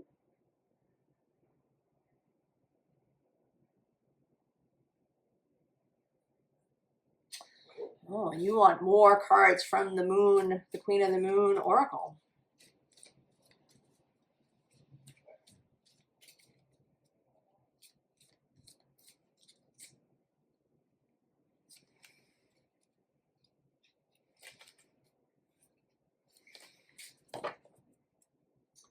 Oh, discernment on the bottom. Resilience on the underside. So yes, so there is a building process that is going to happen. And there will be some decision making happening. Oh, surrender. Sagittarius. Release. And protection. Okay. So I think it's going to feel like you're being carried. Like everything is going to start to fall into place.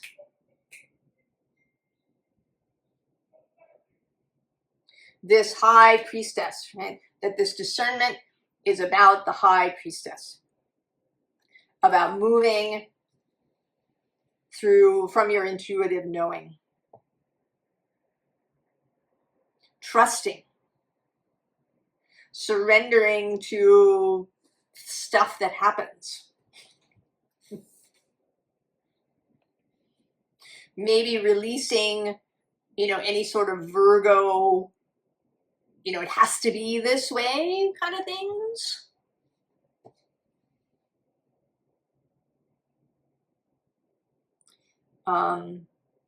Maybe it's releasing who you thought was going to be part of it. And knowing that this is absolutely guided. That following your heart, following this passion for creating whatever this community is,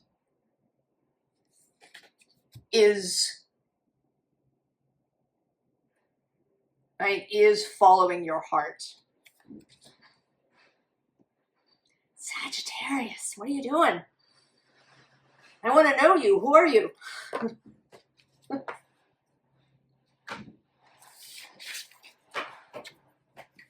Oh.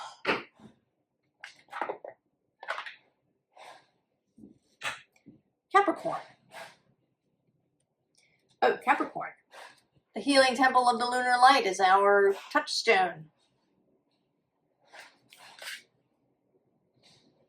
Queen of the Sun.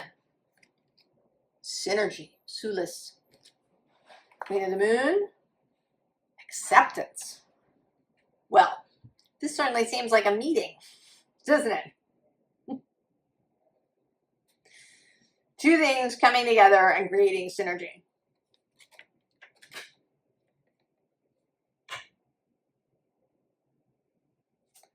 Oh, that's interesting. So this is a deck, I'm not going to try and pronounce it, that I bought in Paris a few years back. It's a bit like the Lenormand, kind of. That sort of style.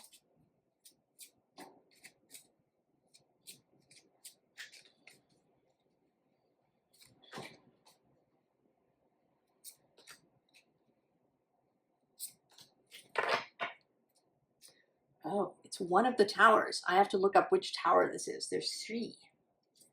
On the underside is the ship. Oh, I think maybe this is the light. This is the lighthouse. The ship is coming.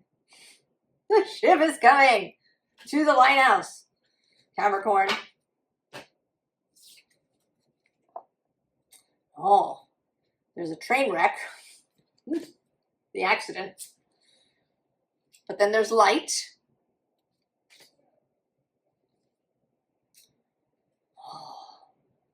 And a little bit of mystery. This is one of the few decks where I always look stuff up because it can be very interesting. So the lighthouse, support, friendship, trust, help, possibility. Also being the lighthouse, the ship is coming in towards you. Then 25 is the accident. Blockage, accident, unforeseen event. Certainly we have this Uranus component of the unforeseen event. Then this is actually the riddle, interestingly. Mystery, unveiled secret.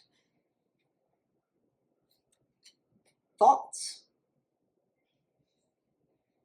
And then the cat.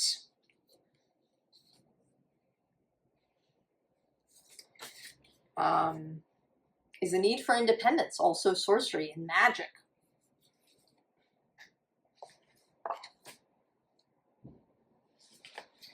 Well, that seems like your ship is coming in, but there's going to be some sort of unforeseen event, accident, that is going to reveal the answer to a mystery.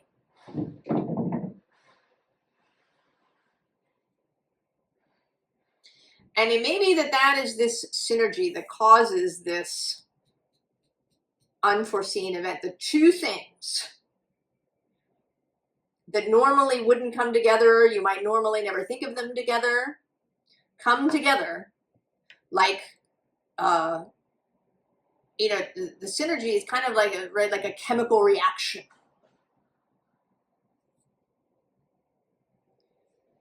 That reveals the answer to a mystery. Oh. Well, this moon is sextile and trine. The sun is trine.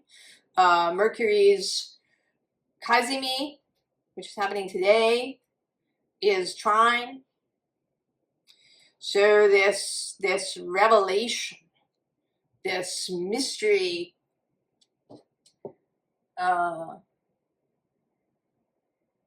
being solved.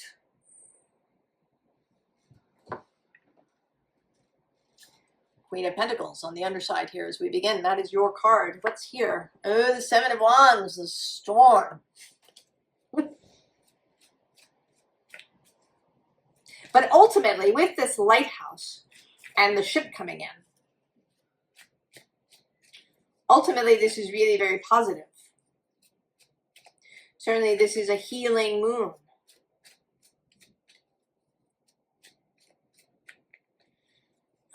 I actually have a, and there you are, you dropped out. Staying.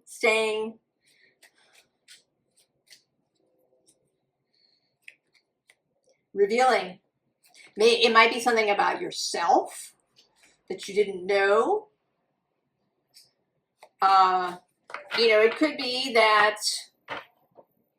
you've been wondering about something. Maybe, you know, I have a Capricorn sun friend who has been guided to, right, to do something new, to make a change, but it isn't really clear.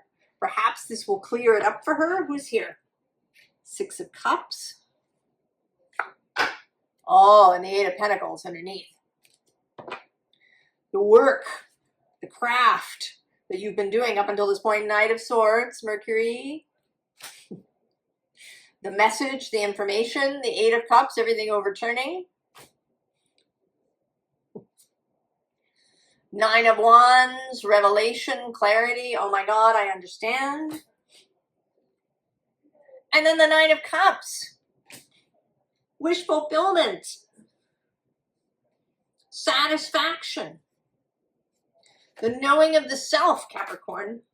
What's under here? Oh, it's the Hanged Man.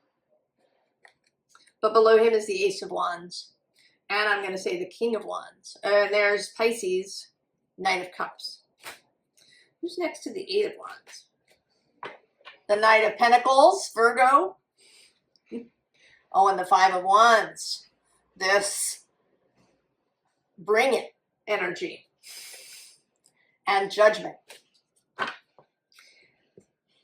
I don't think that I can give you any more information about what this is, Capricorn, because I think it's going to be different for everybody. There's going to be, you know, a message that comes in. You have a literal accident. I don't know, you have a fender bender with somebody and they turn out to be someone you've been wanting to meet.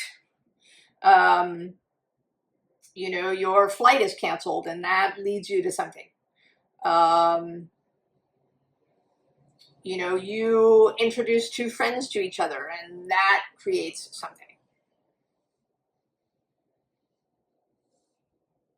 But it is, I think, 2 things coming together that you didn't expect or that you wouldn't have normally thought of as coming together or being good together.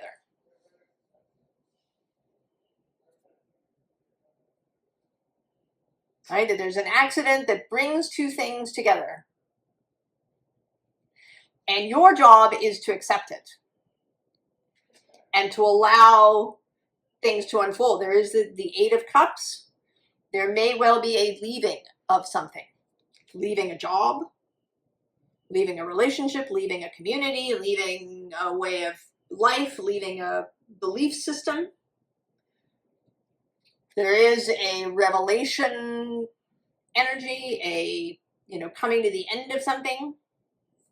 But there is also this wish fulfillment and this self. Really good, Capricorn. The ship is coming in.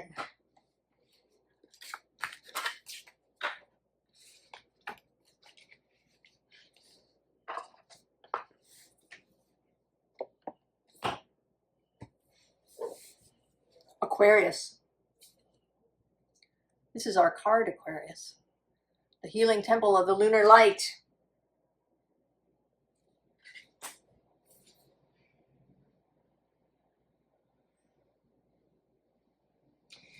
You know, in your reading for the first time, this is feeling like it might be an actual place. Let's see. Queen of the Sun. Action. Queen of the Moon. Focus. Oh. Together. Yeah, I'm kind of feeling that the action is to go here. And then when you get there, there's this focus. Let's see what else wants to come through. Yeah. This is this oracle, the Oracle of the Hidden Worlds.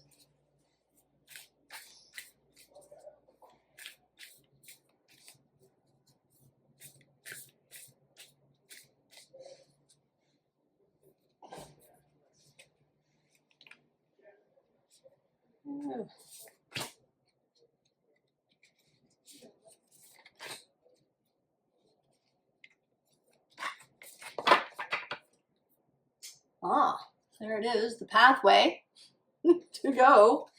And on the underside, oh, is the mirror, which actually is feeling like a portal,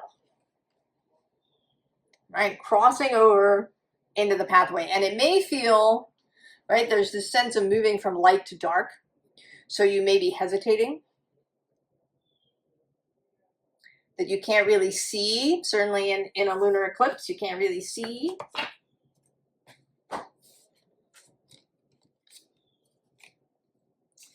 Oh, the mother awakes. Compassion, nurture, guidance. Oh, the pathway says direction, purpose, change. The gift.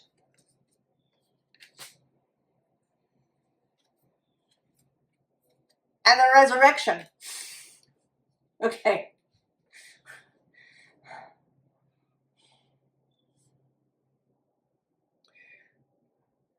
So you get on the pathway, you can see the goal in the distance, but it's a little dark. But there is this heart message that's coming in. This is not a whim or a frivolous idea. This is where your heart is guiding you to. I actually think that in fact, this isn't coming this way, it's going in the other direction. The heart is showing you the way. The heart is showing you the rainbow path. And it takes you through this space, right? Like you travel through this space. That is the gift. Present, honoring, offering. There is a gift received. And then there is the ability, in fact, to create this place. Aquarius. To create that which you are longing for. But you have to step through that portal. What's next to the mirror? Oh, the Aurora Garden with beginnings, initiate, origin. Oh, and there's the leap. I'm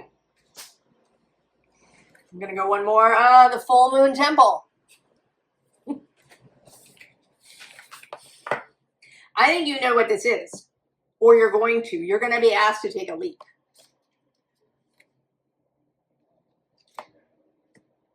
And it's a leap that you have brought into being.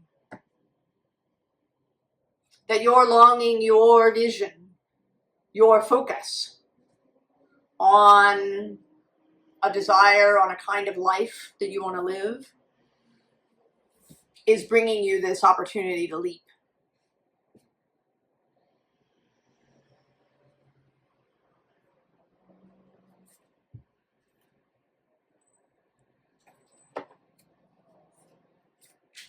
Aquarius. So I don't know that it's that it's really a secret. There's something that you want to create. I don't know if it's a business, if it is a healing practice.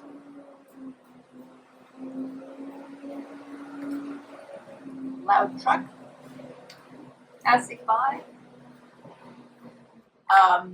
If it's a place that's a retreat, where there isn't a lot of loud noise.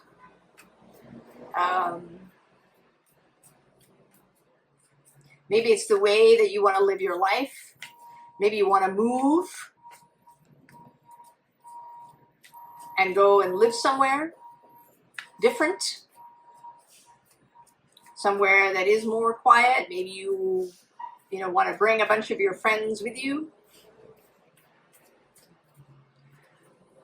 To create a community. To create an institution.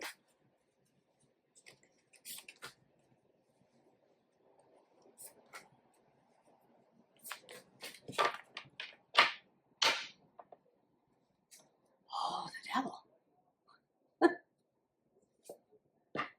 Four of Pentacles. Okay, so how I often see this devil, I think these are meant to be strings that he's pulling.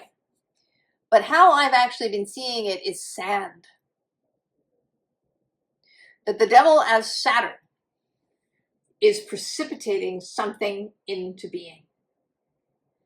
Like creating a sandcastle or a sand painting that will bring something into reality. Right below him is this Page of Cups that I've kind of been seeing as sort of the genie's lamp. And then below that is this magician in training, the Two of Pentacles.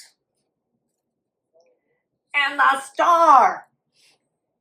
That's you, Aquarius. Who's on the underside? Oh yes, the Four of Pentacles. So the structure, the thing that wants to be built. There is a thing. There is something tangible. Oh, there's the moon. The Six of Cups, the vision in your head. The Tower, the thing that has to be dissolved.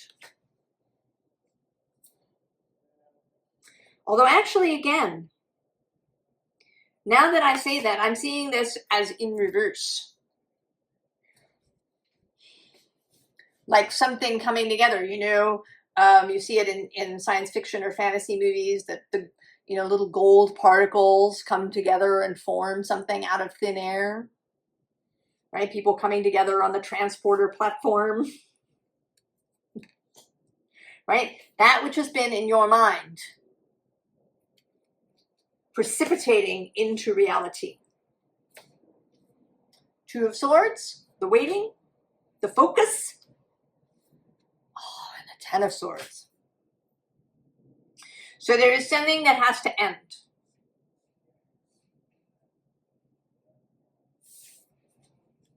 In order for you to go into this uncertainty, to trust.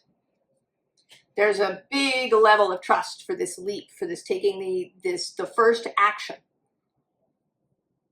of going through that portal. There's going to be some action that's going to present itself. And if you're sitting there kind of clenched up,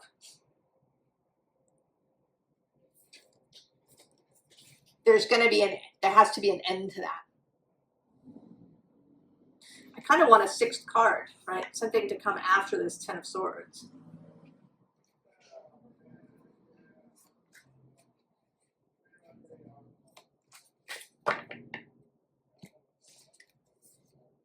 Ah, the Three of Wands. Oh, and the Five of Swords. So, all right, this is you with your back to the Five of Swords. So any kind of mental perseverating, maybe worrying about what other people think, maybe, right, any of that mental stuff that's causing you to, right, like stand there with your two swords. Anything that has kept you frozen from making the choice to move ends. And you move into this Three of Wands energy.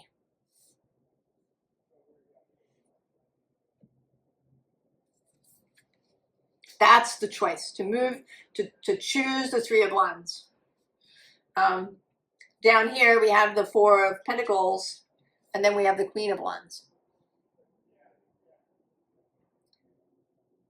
Inspired action.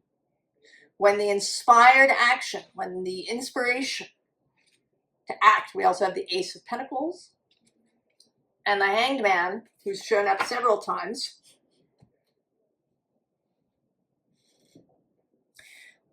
When the inspiration to act comes, go. Choose the Three of Wands, Aquarius.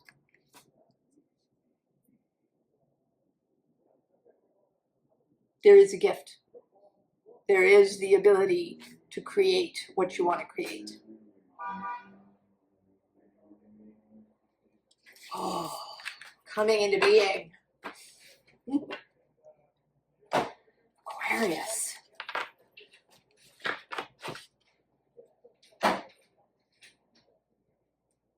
Pisces. Pisces. Your moon. There's not going to be another lunar eclipse for a long time. The south node will pass through your sign about 8 years from now. It will begin 2034, 33, 34-ish. But there won't be a lunar eclipse in Pisces through that section. There's a lunar eclipse in Virgo, but not Pisces. They happen in Aries and Aquarius, interestingly. So this is the last lunar eclipse for a long time. Square Uranus in Gemini. Asteroid Diana is conjunct the moon, while Mercury conjuncts the sun. The healing temple of the lunar light, Pisces. Queen of the Sun. Life. Oh, how gorgeous is that? Sol Invictus. Queen of the Moon. Oh, the masculine. Interesting. But I think more this sense of the lunar god. Right? This life. The living of life. The celebration, the worship of life. You know, the new growth bursting through the earth.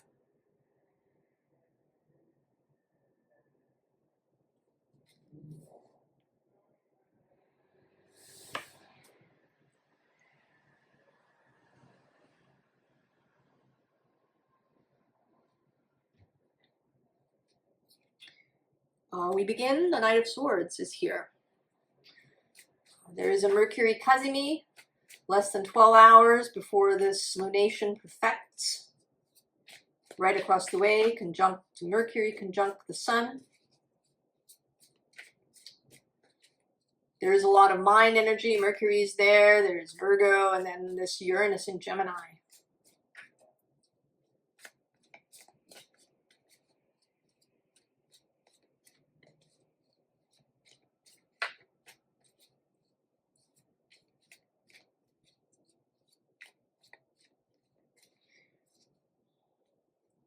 There's also a trine, Chiron in Taurus, trine both the Sun and Mercury, and the South Node.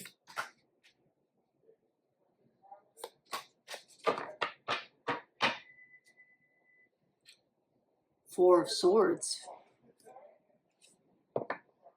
Seven of Cups.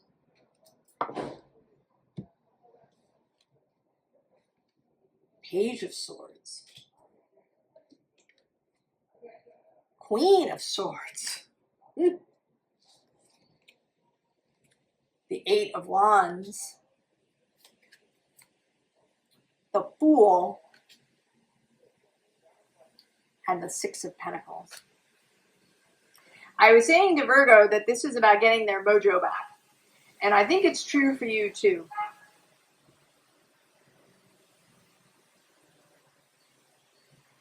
I think that if you've been feeling... I'm actually surprised not to see the Four of Cups. Oh, there's the Magician right underneath. He was out, interestingly, in Aries reading and Taurus's.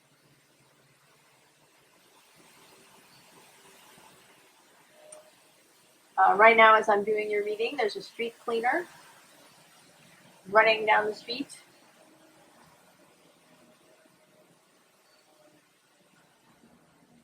Sounds of things being swept away. And carried away not by you, but by life.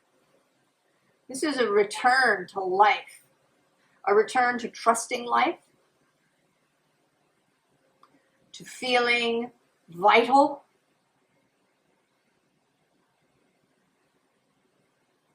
Like sap rising up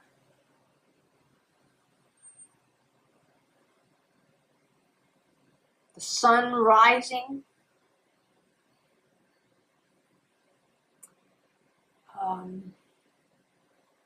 You know, these two feel less like you and more like messengers. There may indeed be messages, downloads, a new clarity, a new vision that comes in that you feel very strongly about, that you suddenly have no doubts, that you just go. Right? You've got your wand, you just go. You've received messaging.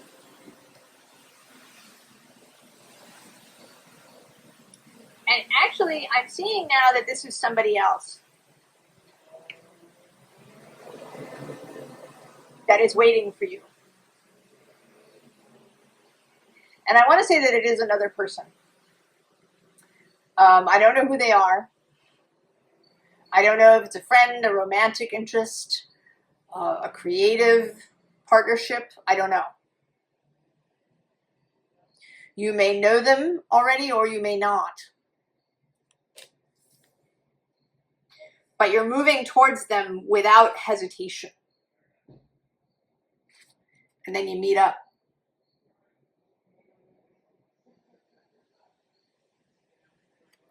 And you exchange things. If it's a romantic partnership, maybe you move in together, you get married, one of you gets pregnant.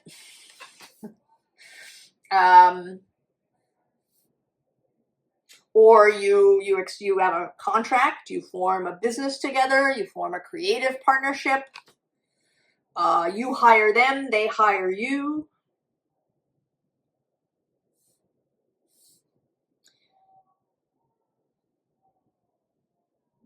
It's like this, right? This vitality that rushes into you is shared. They may have the same thing happening on their end.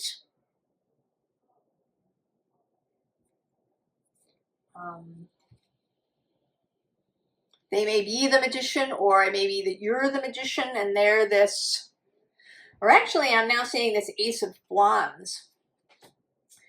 So it may be that between the two of you,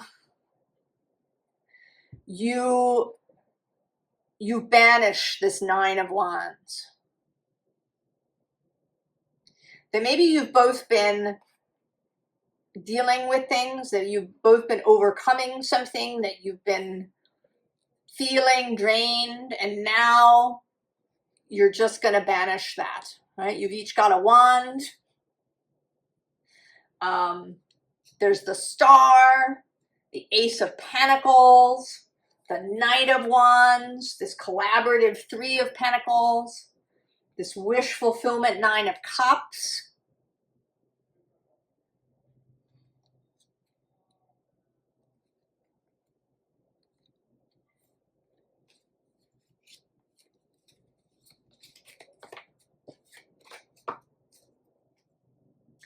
And I think that there may be something about you being asleep, but I think that it's really about you coming into a very stable space in your own mind.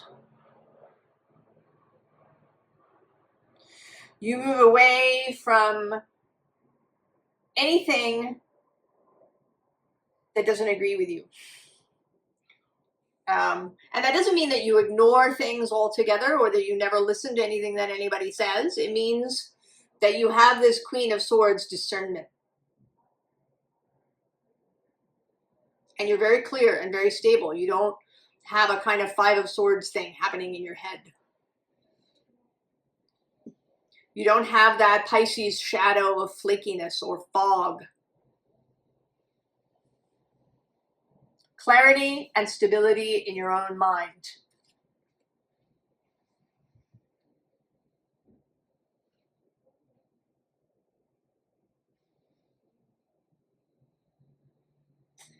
And interestingly, you, Aquarius, got some cards out of the Aquarius? No, somebody got cards from the Queen of the Moon, and you are getting Queen of the Sun.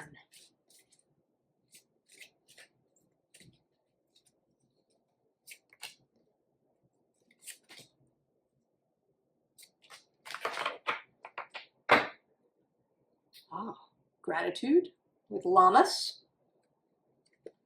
which we just had. Oh, and there's beauty, Baldur. Hope with Yule. Joy with Hathor. And reciprocity.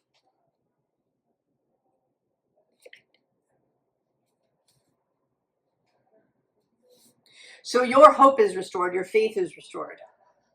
You feel genuine gratitude. There's this boundary card, which is interesting. I was saying to Virgo that a full moon is the light of the sun reflected, but that during a lunar eclipse, the earth gets in the way. And so symbolically, yeah, the sun kind of gets that light reflected back at them. So that's kind of Virgo being vitalized. And then you are visible, but not blown out by Virgo's sun. So in both cases, both signs have this period where they are extra themselves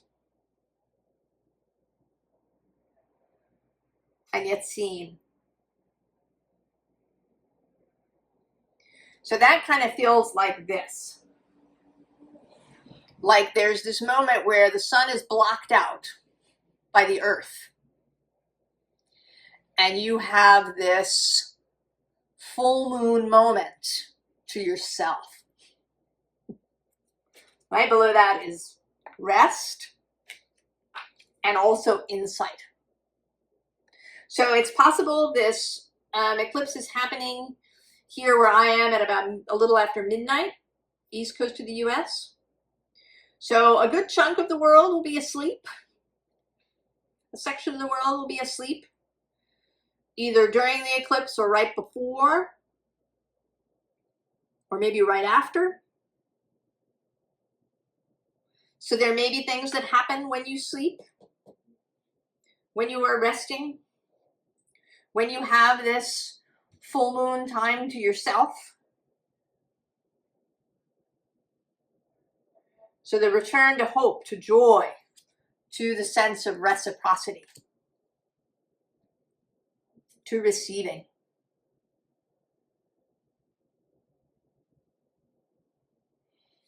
Pisces. I kind of want to pull you an extra card. I haven't done that for anybody else. But it is your moon. Ooh. Feeling the world, getting itself seen.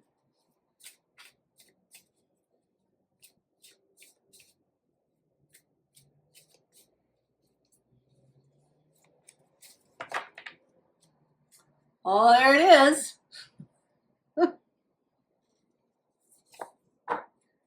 Seeing beyond on the underside. And who is this? Oh.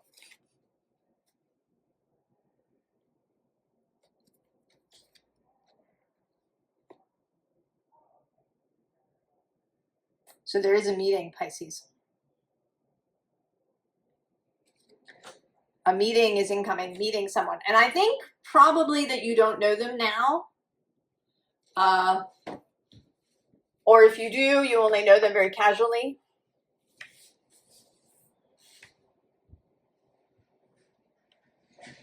But you're moving toward one another.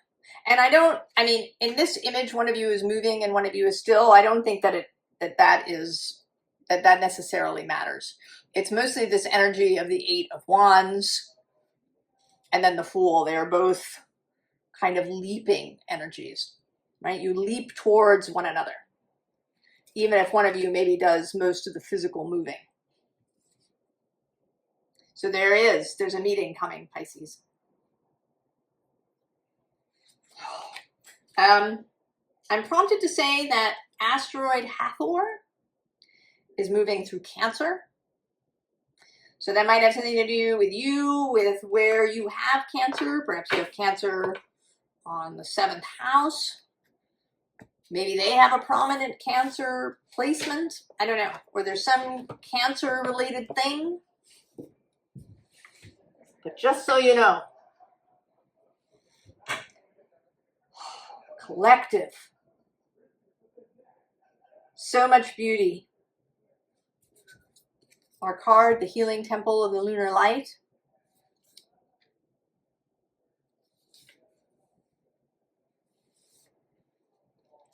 Queen of the Sun. Oh, renewal. How lovely is that? And the Moon. Patience. Patience. Oh, that word. But this certainly does feel like you are, right? Like we are creating something and then it's going to show up in our physical reality. But there is a time span that it takes a little time for the thing to precipitate into reality.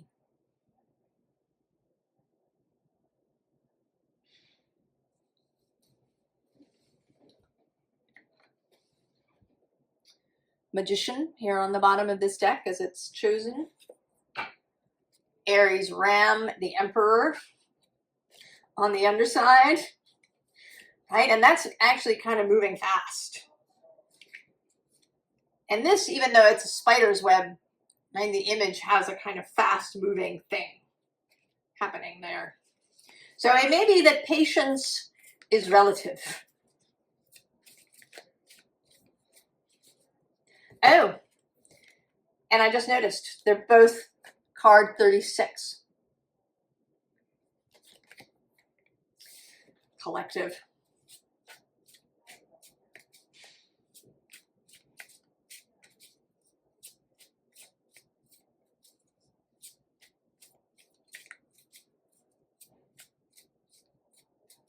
You know, and actually this might be the green corn. No, I think the green corn moon is the July.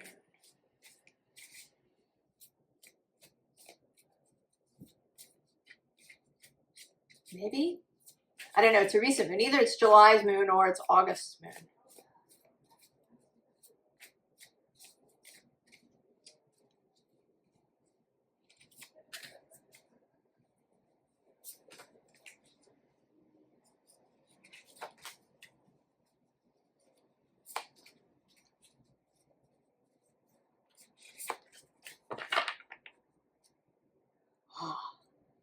Strength. And the Fool.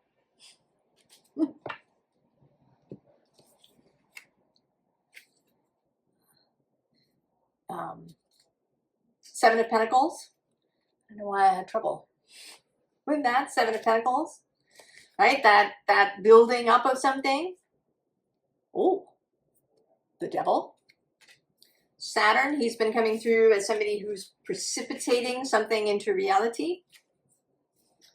The Seer of Water. That feels kind of like this moment. The Star. And Death. But Death that very much is like a kind of Ace of Pentacles, this new thing. The rebirth more than the death.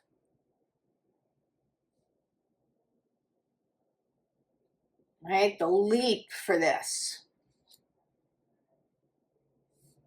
Collective. What's under strength? Oh, it's the World. With this, right? Like the gap opening.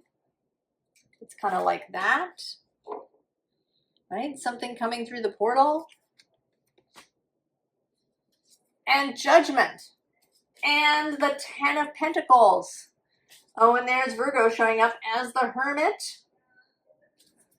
And there is the Source of Water. Oh, and I'm going to say here's the Four of Cups, which showed up in a bunch of signs in the beginning. And the Lovers. That everything that we have been doing, choosing love, Who's next to, oh yeah, see? That's like the naked soul self that we are moving towards. All of that work, all of the integration work with our soul selves is now in completion, coming to fruition. Right? Seeing the water, seeing through the water, seeing through the eyes of God. Collective. That is now coming to fruition.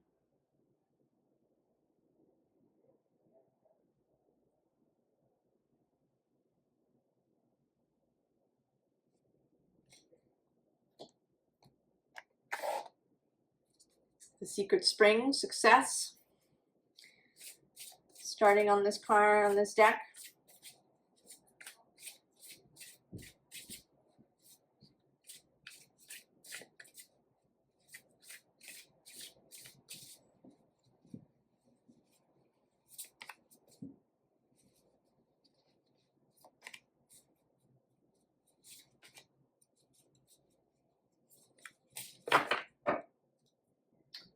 Playfulness, people, yes. Spirit Guardian of Summer, expansion. Meandering pathway, flow. Aspen Spirit, courage. Butterfly Spirit, transformation. And the Wizard of the Woods with focus. Playfulness. Oh yes, freedom under that. The universe does not want suffering. Source does not want your suffering. It doesn't want you crawling over broken glass. It doesn't want you broken.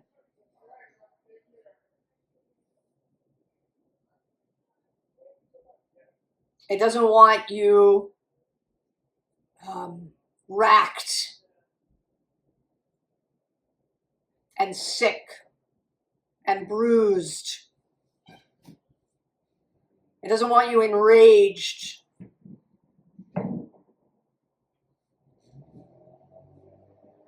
Or despairing.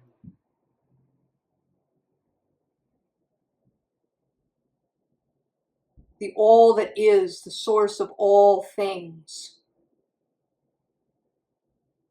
calls you to the star, to love, to the everlasting light.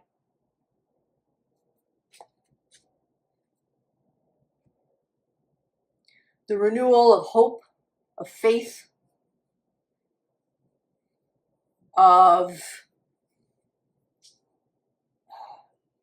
the light. You know, Imbolc is in February. It's when the days start to get longer, or in the early spring, wherever you are. It's when the days start to get longer noticeably.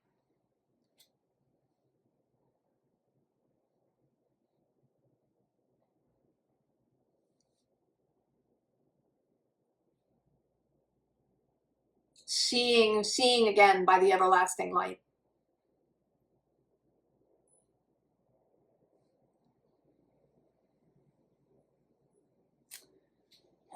And we get one more card from the Rose deck, which has the Rose Garden. Final message for this moment in time.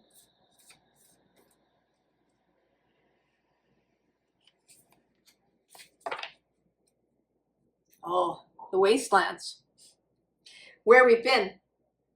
Sustainability, slow down, tend to your garden. But I want to say there's a kind of surrender in this image. The Holy Grail on the underside. Stop the endless searching, inner quest. Here on this channel, I've spoken about the Ace of Cups, as the Holy Grail that lives within you. Coming now, all of this to fruition. Oh, and there it is, the rose garden. It's right there. It was there all along. Innocence, forgiveness. Be gentle with yourself.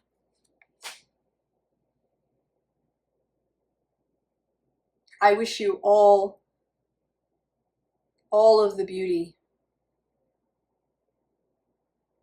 the renewal, the faith, the transformation, the courage. I wish you the rose garden.